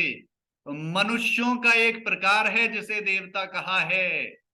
तो चमत्कारी शक्तियों वाले कोई जिन आदि मत मानना कि उड़ते हैं, अग्नि ड्रैगन की तरह निकालेंगे, ऐसा कुछ भी नहीं है। मनुष्यों की कैटेगरी बताई गई है, जिनमें पहली कैटेगरी बताई देवता। देवता कैसे हैं? तेन त्यक्तेन भुंजिथ, ईश उपनिषद में दिया। जो ईश उपनिषद है उसके सभी मंत्रों की कमेंट्री हमने यूट्यूब पर प्रोवाइड की है, क्योंकि ईश उपनिषद मुझे लगता है हर किसी को सुनना ही चाहिए, कंपलसरी है। तो उसे आप सभी मंत्रों को वहां सुन सकते हैं। शायद एक या दो मंत्र की वीडियो में कुछ इशू आया था, तो उसको री रिकॉर्ड करके हम अपलोड करा देंगे इस वीक, तो वहां सुनिएगा। और कोई डाउट आए तो वो बताइएगा वहां से। तो ईश उपनिषद में पहले ही पहले ही मंत्र में कहा, तेन त्यक्तेन भुंजित, त्याग की भावना से भोगो इस सृष्टि को। तो जो देवता, वही यहां रिपीट किया जा रहा है कि जो देवता हैं वो इस सृष्टि को हेय मान कर भोगते हैं।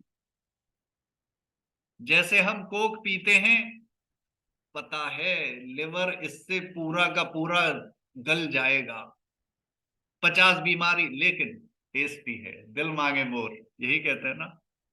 जानते हैं हम हेय है, त्यागने योग्य है, हमें पसंद नहीं है ये, हमें नुकसान भी करेगी, उसके बाद हो सकता है बीमार भी हो जाएं, लेकिन हेय जानकर भी हम उसे भोगते हैं, हम उसे पीते हैं। तो वैसे ही देवता होते हैं। देवता मान लेते हैं, जो दिव्य पुरुष हैं, जो ज्ञानी जन हैं, जैसे अब आप सब हो गए उपनिषद का पाठ कर रहे हैं, तो पाठ अंत होने तक ज्ञानी जनों की श्रेणी में आ जाएंगे, देवताओं की श्रेणी में आ जाएंगे। तो जो देवता हैं वो जानते हैं कि सृष्टि, मोक्ष के समय में मुझे इसको छोड़ना ही है, अंत तक मेरे साथ ये नहीं जानी। लेकिन ऐसा सोचते हुए वो उस पर बैठते हैं। जैसे जब आप कार से जाते हैं घर से ऑफिस या मार्केट या कहीं घूमने, तो क्या सोच के जाते हैं? उसके घर में कार को ले जाएंगे अंदर? नहीं ना। हम क्या करेंगे? बाहर पार्क कर देंगे। तो वैसे ही जो देवता हैं वो ये जानते हैं कि मुझे इस सृष्टि को छोड़ना है, आज नहीं तो कल। ऐसा जानकर वो इसका भोग कर रहे हैं, वो देवता। तो देवताओं को सृष्टि कैसी दिखती है? ये उस अश्व रूप में दिखती है जो हेय है, त्यागने योग्य है। अब आगे कहा कि यह सृष्टि, इस सृष्टि का ही दूसरा नाम वाजी है। अब वाजी का अर्थ क्या है? वाज वाली, याना कि अन्न वाली, है ना। तो वाजी क्यों कहा है इसको? कि ये अन्न आदि उत्पन्न करने वाली है, गुणों वाली है, इसमें बहुत सारे गुण हैं। देवता तो कह रहे हैं इसमें कुछ है ही नहीं, केवल इसका यूज करना है, उसके बाद थ्रो करके मोक्ष ले लेना है, सीधी सी बात है। हमें इससे कोई लेना देना नहीं है, कोई यहां पर प्रेम नहीं है सृष्टि से देवताओं को। लेकिन दूसरी कैटेगरी ह्यूमंस की आती है, गंधर्व। गंधर्व स्वर्ग से आए थे अर्जुन से मिलने या युधिष्ठिर से मिलने, ऐसा नहीं है। गंधर्व भी मनुष्यों का ही एक रूप है, कैटेगरी है। तो क्या कहा ऋषि ने कि गंधर्वों को ये सृष्टि गुण वाली दिखती है, अन्न आदि उपजाने वाली दिखती है। गंधर्व कौन हो गए? देवता हो गए ब्राह्मण वर्ग, वैश्य वर्ग जो बिजनेस क्लास है, वो आ गई गंधर्व। तो वो क्या करते हैं? वो ये मानते हैं कि ये अन्न आदि उपजाने वाली है, गुणवती है, इसमें बहुत सारी अच्छी क्वालिटीज हैं, और ऐसा मान कर वो इसका भोग करते हैं। अरे मुझे तो वो घोड़ा प्रिय है, उसी की सवारी करूंगा, दूसरे पे मैं क्यों जाऊं? तो जो उससे लगाव रखते हैं घोड़े से, वो गंधर्व हैं। अब कहा कि वो ये मानते हैं, यानी कि जो विलासी लोग हैं, वो ये मानते हैं कि ये जो सृष्टि है ये विलास के लिए, भोग के लिए बनी है, और वो एंजॉय करते हैं। बिजनेस क्लास जनरली हम जो कहते हैं, तो वो एंजॉय करने वाली क्लास है। कि वो अपना खाएंगे पिएंगे, जितने भी संसाधन है उनका लाभ उठाएंगे पूरा पूरा। तो कहा जो दूसरी कैटेगरी है गंधर्व, वो इसका विलास करते हैं, इसका उपभोग करते हैं, इसलिए वो इसको बाजी मानते हैं। तीसरा कहा कि अरवा है वो, सृष्टि का ही दूसरा नाम अरवा है। अब अरवा क्यों कहा?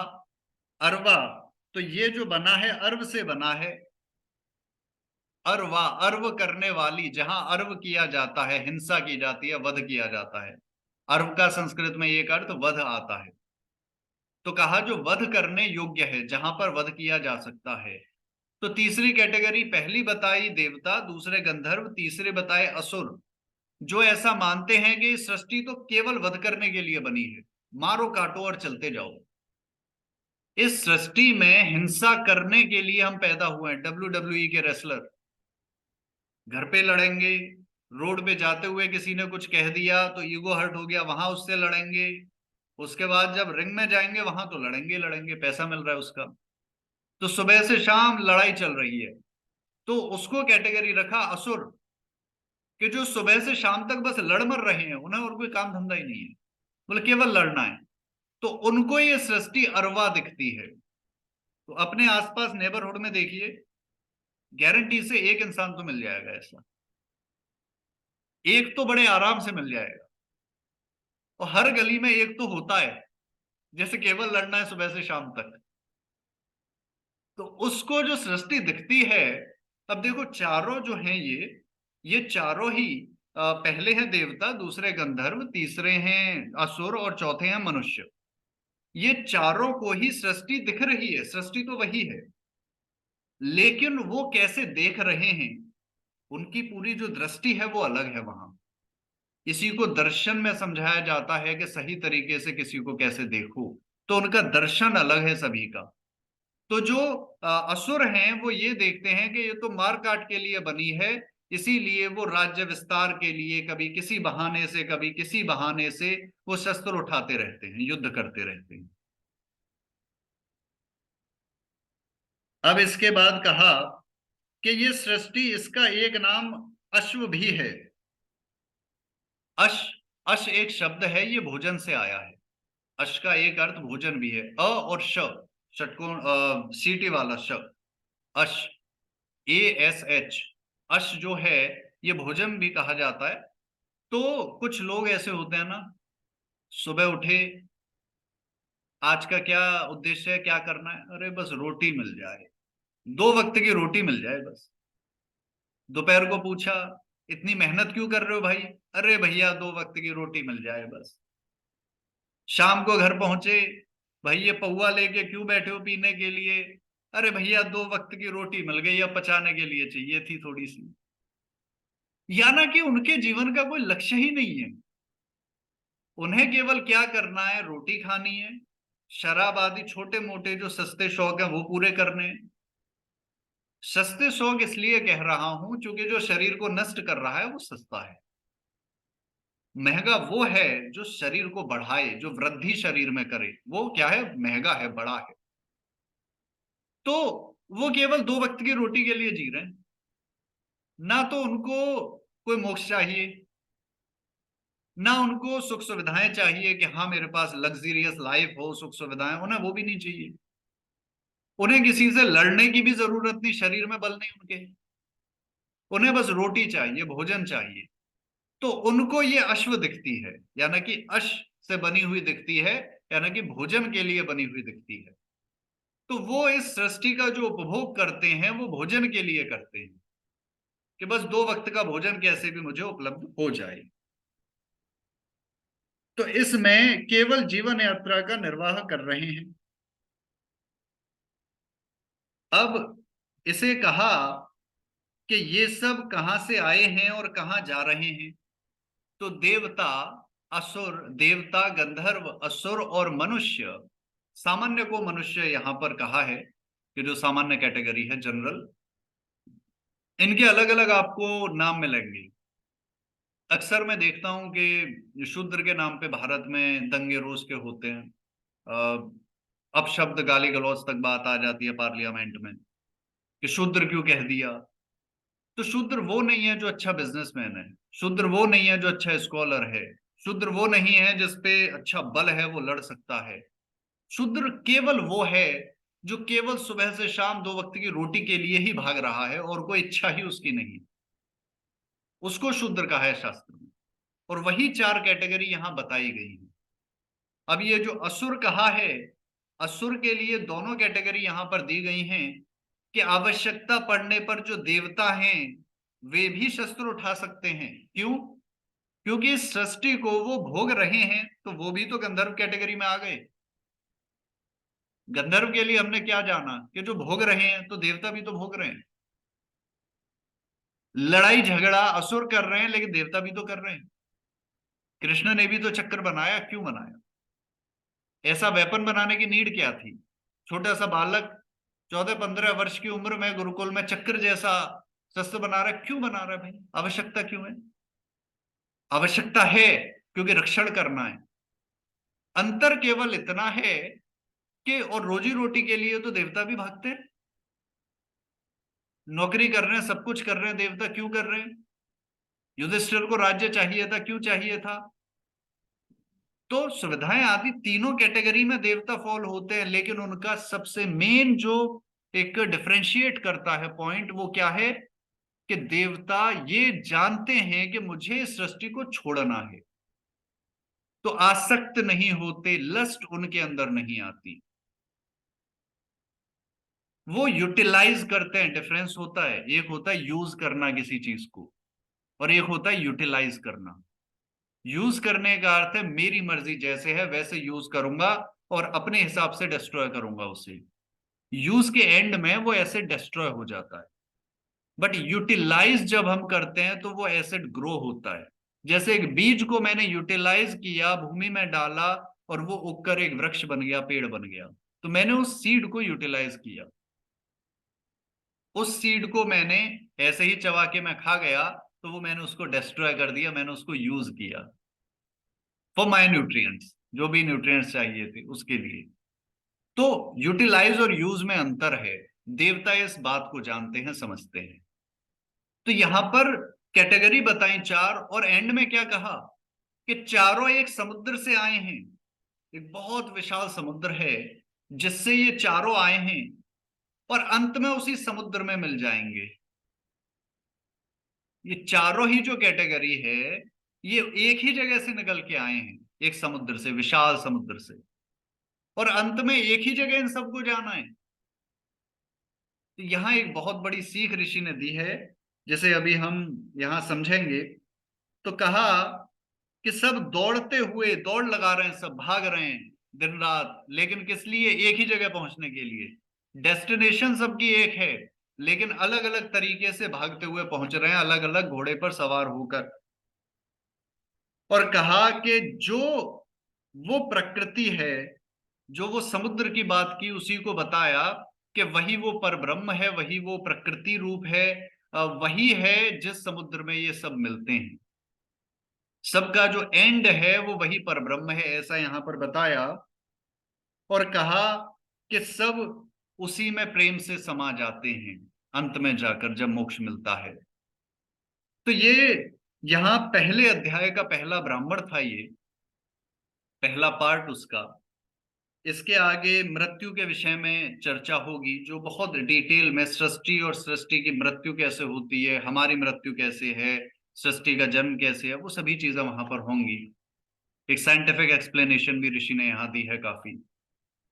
लेकिन ये जो पहला ब्राह्मण है, इसमें क्या समझाया है कि हमारे जीवन को देखो, हम सभी को 24 घंटे मिले हैं। कोई ऐसा है जिसने 25वां घंटा जिया हो? इस पृथ्वी पे कोई नहीं मिलेगा। सब पे 24 घंटे हैं। रात सबके लिए बराबर होती है, दिन सबके लिए बराबर होता है। अब ये एक अंतर हो सकता है कि यहाँ रात्रि है, आप में से कुछ के जगह पर वहां पर दिन हो रहा है, इतना अंतर हो सकता है, लेकिन सबके लिए समान है दिन रात। लेकिन उस टाइम को, उन 24 घंटों को हम यूटिलाइज कैसे करते हैं, ये हम पे डिपेंड करता है। ऋषि एक मेजर जो हमारा मिसकंसेप्शन है उसको यहाँ क्लियर कर रहे हैं। हम सोचते हैं भाग्य में जैसा लिखा है वैसा ही होगा।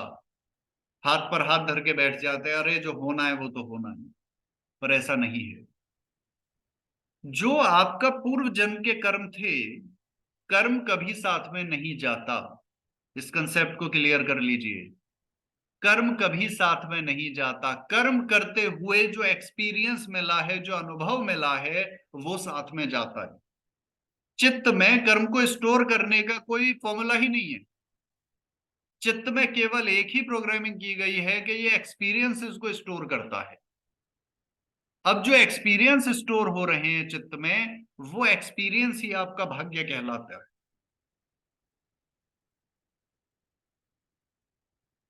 और ये जो भाग्य की हम बात कर रहे हैं, ये भाग्य हमारी कोर साइकोलॉजी को क्रिएट करता है।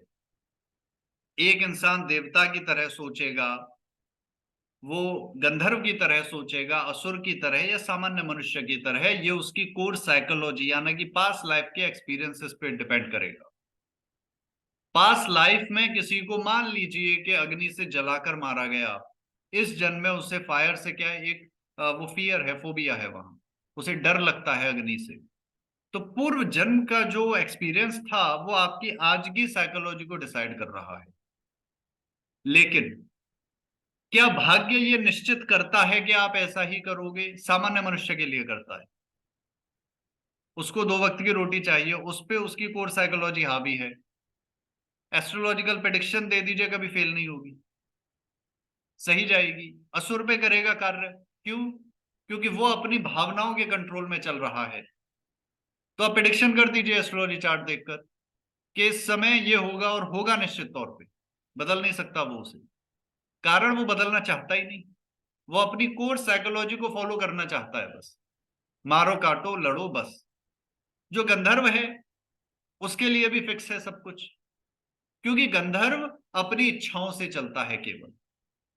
उसके अंदर एक इच्छा आती है कि अभी मुझे 5 स्टार में डिनर करना है, तो रात के चाहे 12 बजे हैं वो जाएगा डिनर कर। चाहे जेब में पैसा नहीं होगा, क्रेडिट कार्ड स्वाइप करेगा, लेकिन जाएगा जरूर। गंधर्व है। उसके लिए भी फिक्स है, क्योंकि वो अपनी कोर एक्सपीरियंस, कोर साइकोलॉजी को चेंज ही नहीं कर रहा है। लेकिन जो देवता है वो अपना कोर नेचर जानता है, बाकी तो जानते भी नहीं है। उन्हें पता ही नहीं कि मैं ऐसा हूं। वो ये मानते कि नहीं, ये तो ऐसा ही होता है, सारी दुनिया ऐसे ही जीती है, नया क्या है? नया तो कुछ भी नहीं है मुझ में, नॉर्मल हूं मैं बिल्कुल। लेकिन देवता जानता है मुझ में ये कमी है। वो अपनी कमियों को देखता है सामने, और अपनी उस कोर साइकोलॉजी को खुद पे हावी होने से रोकता है, और वाइजली डिसाइड करता है कि अब मुझे अगला कदम क्या रखना है। इसीलिए वो अनप्रेडिक्टेबल हो जाता है। उसके लिए भविष्यवाणी कोई नहीं कर सकता। सामान्य बाबाओं का चार्ट आ जाता है, मैं फिक्स प्रेडिक्शन दे देता हूं। कोई गलती से अगर मान लीजिए कोई चार्ट लेकर आ जाए कि जी ऋषि वशिष्ठ, विश्वामित्र, गौतम आदि का चार्ट है, तो मैं हाथ जोड़ लूंगा, भाई मेरी योग्यता नहीं है प्रेडिक्शन की। क्योंकि अनप्रिडिक्टेबल है ऋषि। वो क्या सोच रहा है, उसके कोर नेचर पे तो वो डिपेंड ही नहीं है। वो सिचुएशन को एनालाइज करके डिसीजन ले रहा है। तो आपके पास 24 घंटे हैं। एक महीने में 30 दिन आपको मिले हैं। आपको 12 महीने मिले हैं। और कम से कम 100 वर्ष सभी को मिले हैं। लेकिन पास्ट लाइफ एक्सपीरियंस के बेस पर और आपके जेनेटिक्स के बेस पर एज कम ज्यादा हो सकती है, उसे भी क्लियर यहां करूंगा।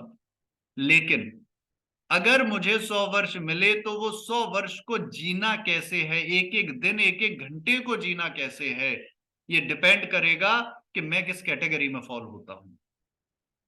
तो ऋषि यहां जीवन का स्टार्टिंग कहां से की है? ऋषि ने उपनिषद की स्टार्टिंग की है जीवन के सबसे बड़े उपदेश से। क्या उपदेश है? कि कुछ भी करते हो आपका मन ललचाता है कि मैं ये ऐसे करूं।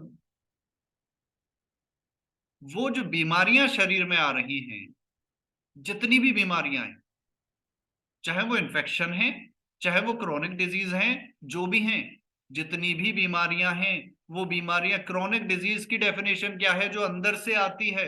बाहर से इन्फेक्शन आता है, अंदर से जो आ रही है क्रोनिक डिजीज, जो अंदर से आपकी साइकोलॉजी जब फिजिकली मैनिफेस्ट हो जाती है, उसको हम कहते हैं क्रोनिक डिजीज हो गई किसी को।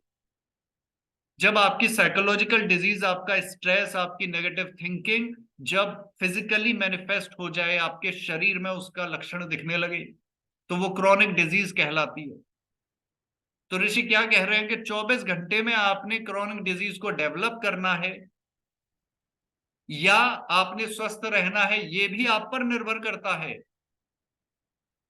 देवता राजा जनक ऋषि याज्ञवल्क्य को अपने राज दरबार में, जिसमें के सिंहासन सोने के हैं, उसमें बुलाकर ब्रह्म विद्या उपनिषद का ज्ञान ले रहे हैं। आगे कथा आएगी इसमें। तो ऐसा नहीं है कि देवता होने का अर्थ है कि सब कुछ जाके दान करके आ जाओ, ऐसा बिल्कुल नहीं है।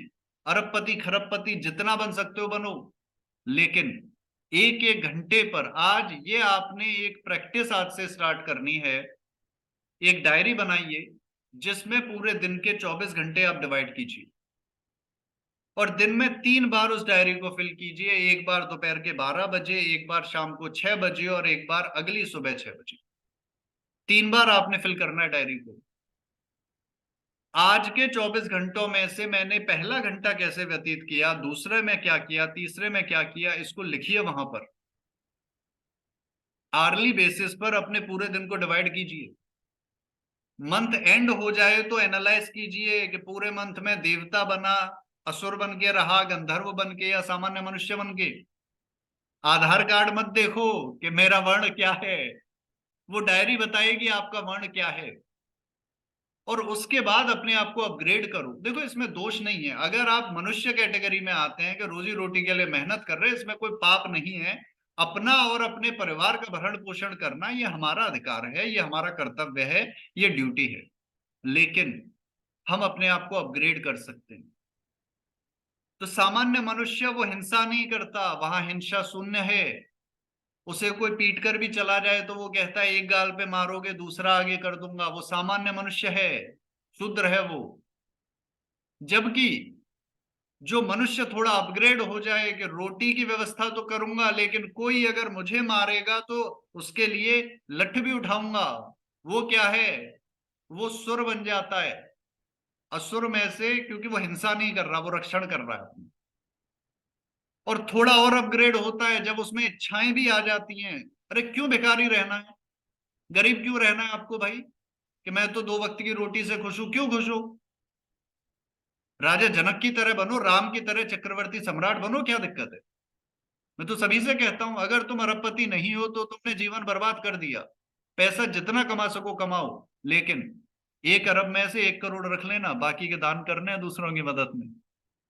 तब उसका लाभ है, क्योंकि 1 करोड़ तुम्हारे लिए काफी है। भरण पोषण हो जाता है, अच्छे से सुविधाओं की पूर्ति हो जाती है। 10 रख लो चलो, ज्यादा से ज्यादा, बाकी 90 तो दान कर देना। तो गंधर्व बनना आवश्यक है। उसके बाद जब गंधर्व भी बन जाओ, सुविधा भी प्राप्त कर ली, इच्छाएं भी पूर्ति हो गई इच्छाओं की, उसके बाद क्या करना है? उसके बाद अब ये एक्सेप्ट करना है कि ये सब मुझे एट द एंड त्यागना ही है। तो जितना सोना चांदी जो कुछ आपने एकत्र किया है, उसको समय समय पर दान भी करते रहो। जो बेचारे कमजोर हैं, जिन्हें आवश्यकता है, उनकी मदद के लिए लगाते रहो। ये हमारा पूरा एक लाइफ लेसन ऋषि ने पहले ब्राह्मण में यहाँ दे दिया।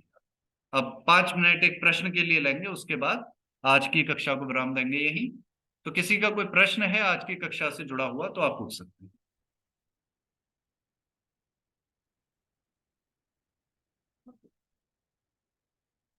जी जल पिता, कोई प्रश्न है?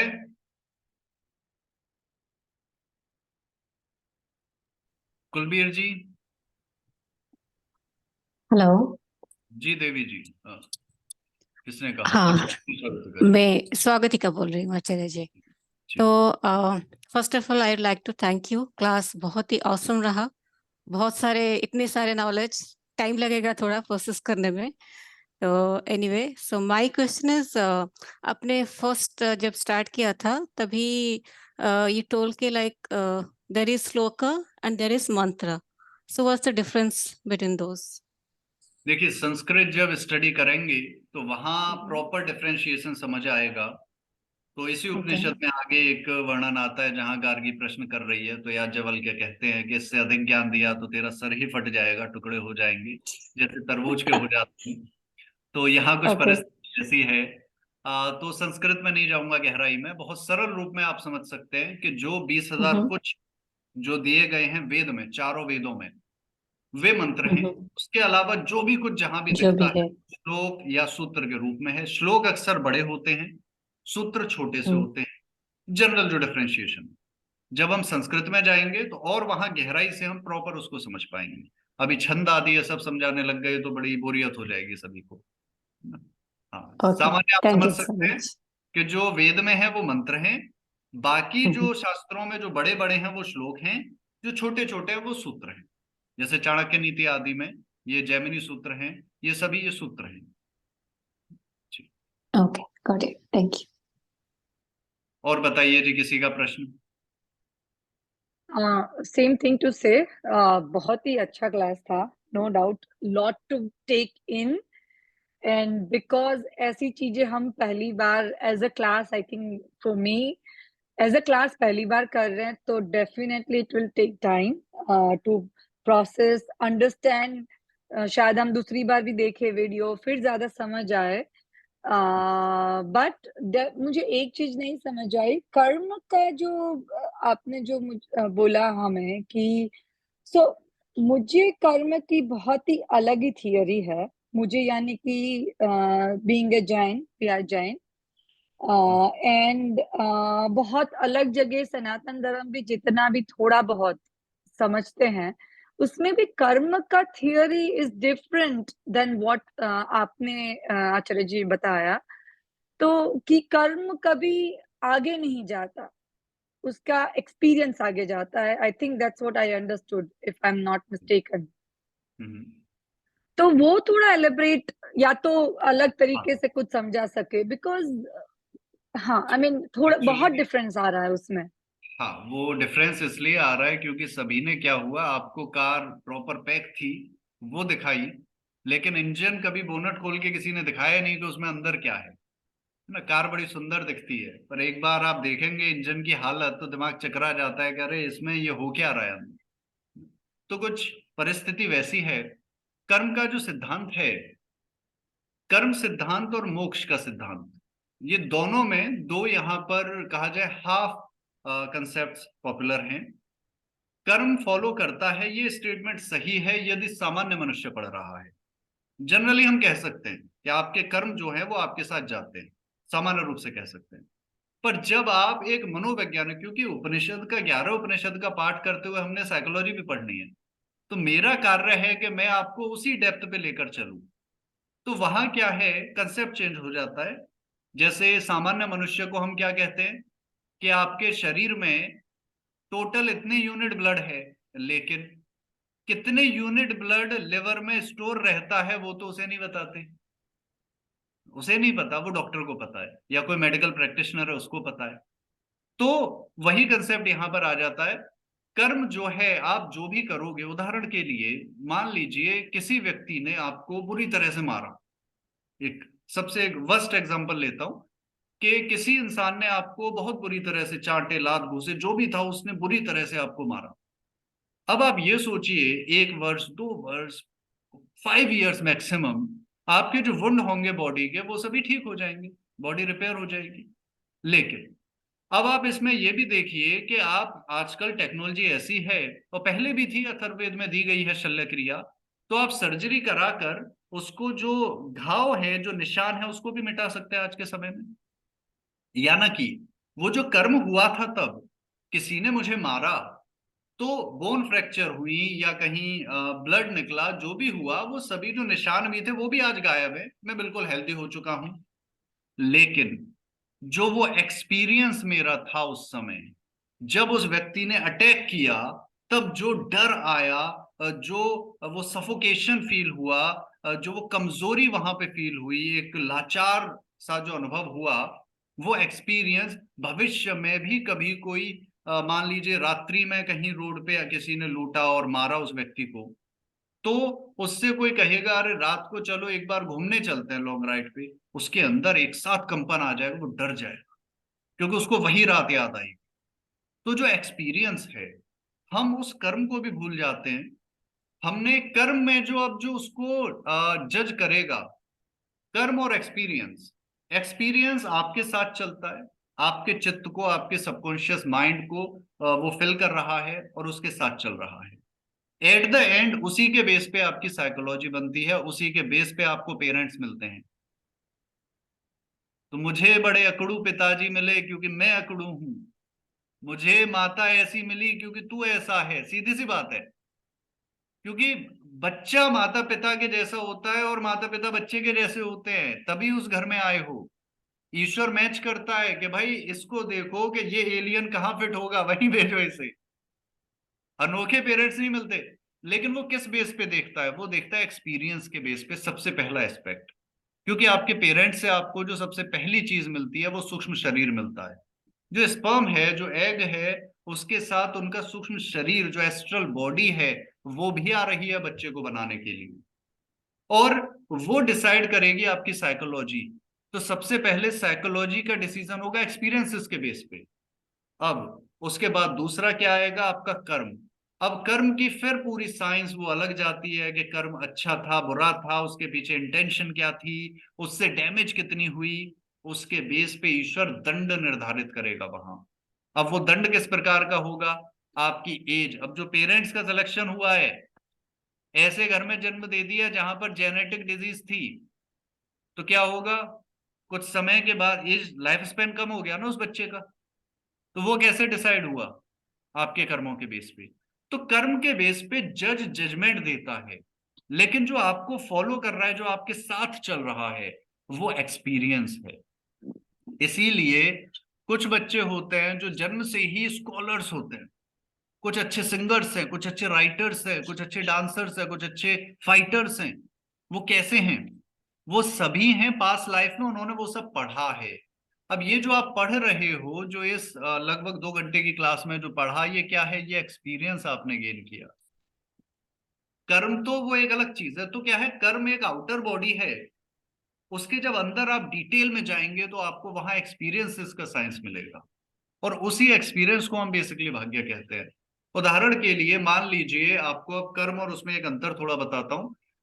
अगर आपका जन्म ऐसे गरीब परिवार में हुआ जहां पर रोटी खाने की भी व्यवस्था नहीं है, कई कई रात पानी पी के सब सो जाते हैं, बहुत गरीब, लेकिन आपके अंदर जो एक्सपीरियंस, जो संस्कार हैं पूर्व जन्म के, पूर्व जन्म में आप बहुत अच्छे बिजनेसमैन थे, बहुत अच्छी बिजनेस वुमेन थी आप। अब आपको पता है 2 का 4 कैसे करना है, आपको पता है एम्पायर खड़ी कैसे करनी है। आप क्या करते हो? आपने शुरू किया, अरे लाओ आसपास जो कुछ है, कुछ नहीं तो घास काटी, वो तो फ्री में मिल रही है जंगल से, और ले जाके जो घोड़े और जानवर वाले थे उनको बेचनी शुरू कर दी। कुछ पैसे आए, उससे कुछ और बिजनेस किया, ग्रो करते करते एक समय में आपने एक एम्पायर अपनी खड़ी कर दी। तो ईश्वर ने तो कर्म सिद्धांत के आधार पे गरीब घर में जन्म दिया, लेकिन यदि वो एक्सपीरियंसेस, वो संस्कार, उसी को एक्सपीरियंस को संस्कार हम कहते हैं। बच्चे में संस्कार कैसे हैं? तो वो संस्कार यदि सही हैं तो आप ग्रो करके कुछ पालोगे। वही जो एस्ट्रोलॉजी वगैरह में या पाम में जो हम देखते हैं, ये वही है, ये एक्सपीरियंसेस है। कर्म तो यहाँ होते ही नहीं। कर्म केवल परमात्मा रीड करता है, हम केवल एक्सपीरियंस रीड कर सकते हैं, क्योंकि वही यूजफुल है। दूसरा, इसे और थोड़ा सा कर्म पे हम एक स्पेशल क्लास करेंगे, सेगमेंट आगे उपनिषद के बीच में ही करेंगे इसे।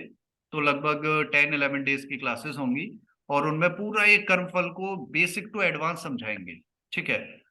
तो वहां और क्लैरिटी आएगी। दूसरा, इसमें एक और कंसेप्ट है जो स्पेशली जैनिज्म में मैंने देखा है, जैन धर्म में थोड़ा सा वहां अलग है अवधारणा मोक्ष के विषय में।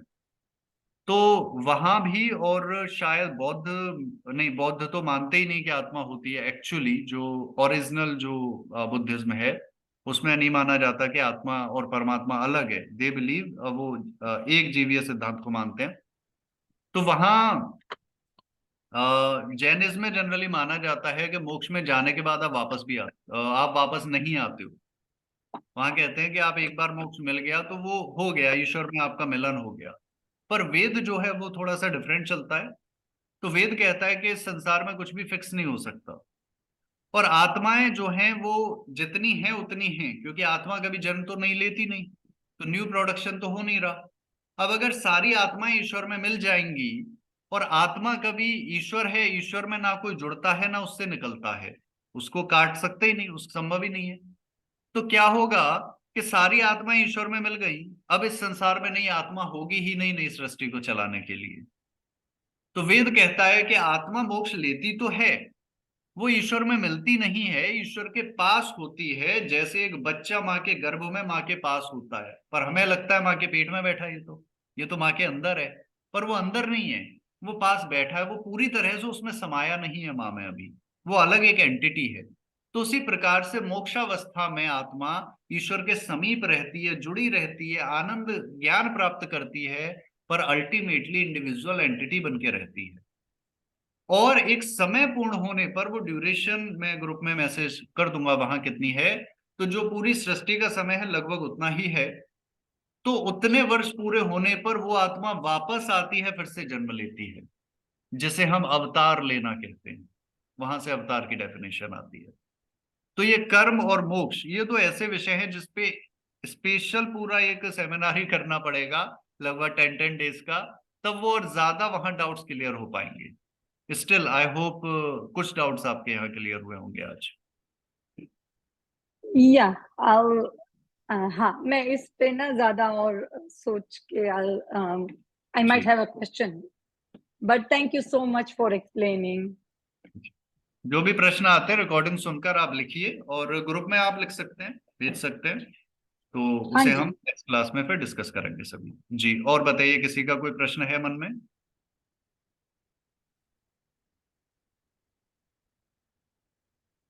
तो लगता है सभी के प्रश्न अभी के लिए तो शांत हैं।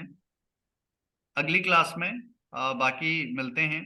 कोर्स का एनरोलमेंट स्वागतिका जी देख रही हैं, तो आप सभी जो स्टूडेंट्स ने एनरोल नहीं कराया है वे सभी एनरोल करा सकते हैं। और नेक्स्ट वीक से हम सैटरडे संडे करना चाह रहे हैं क्लासेस को, तो सभी स्टूडेंट एक बार उसे देखें अगर सैटरडे भी कंफर्टेबल हैं। मेजरली इंडिया से हैं या यूएस से? आप सभी इंडिया से कितने, एक बार ये मुझे जरा बताइएगा। मीन्स इंडिया में रह कितने रहे हैं अभी?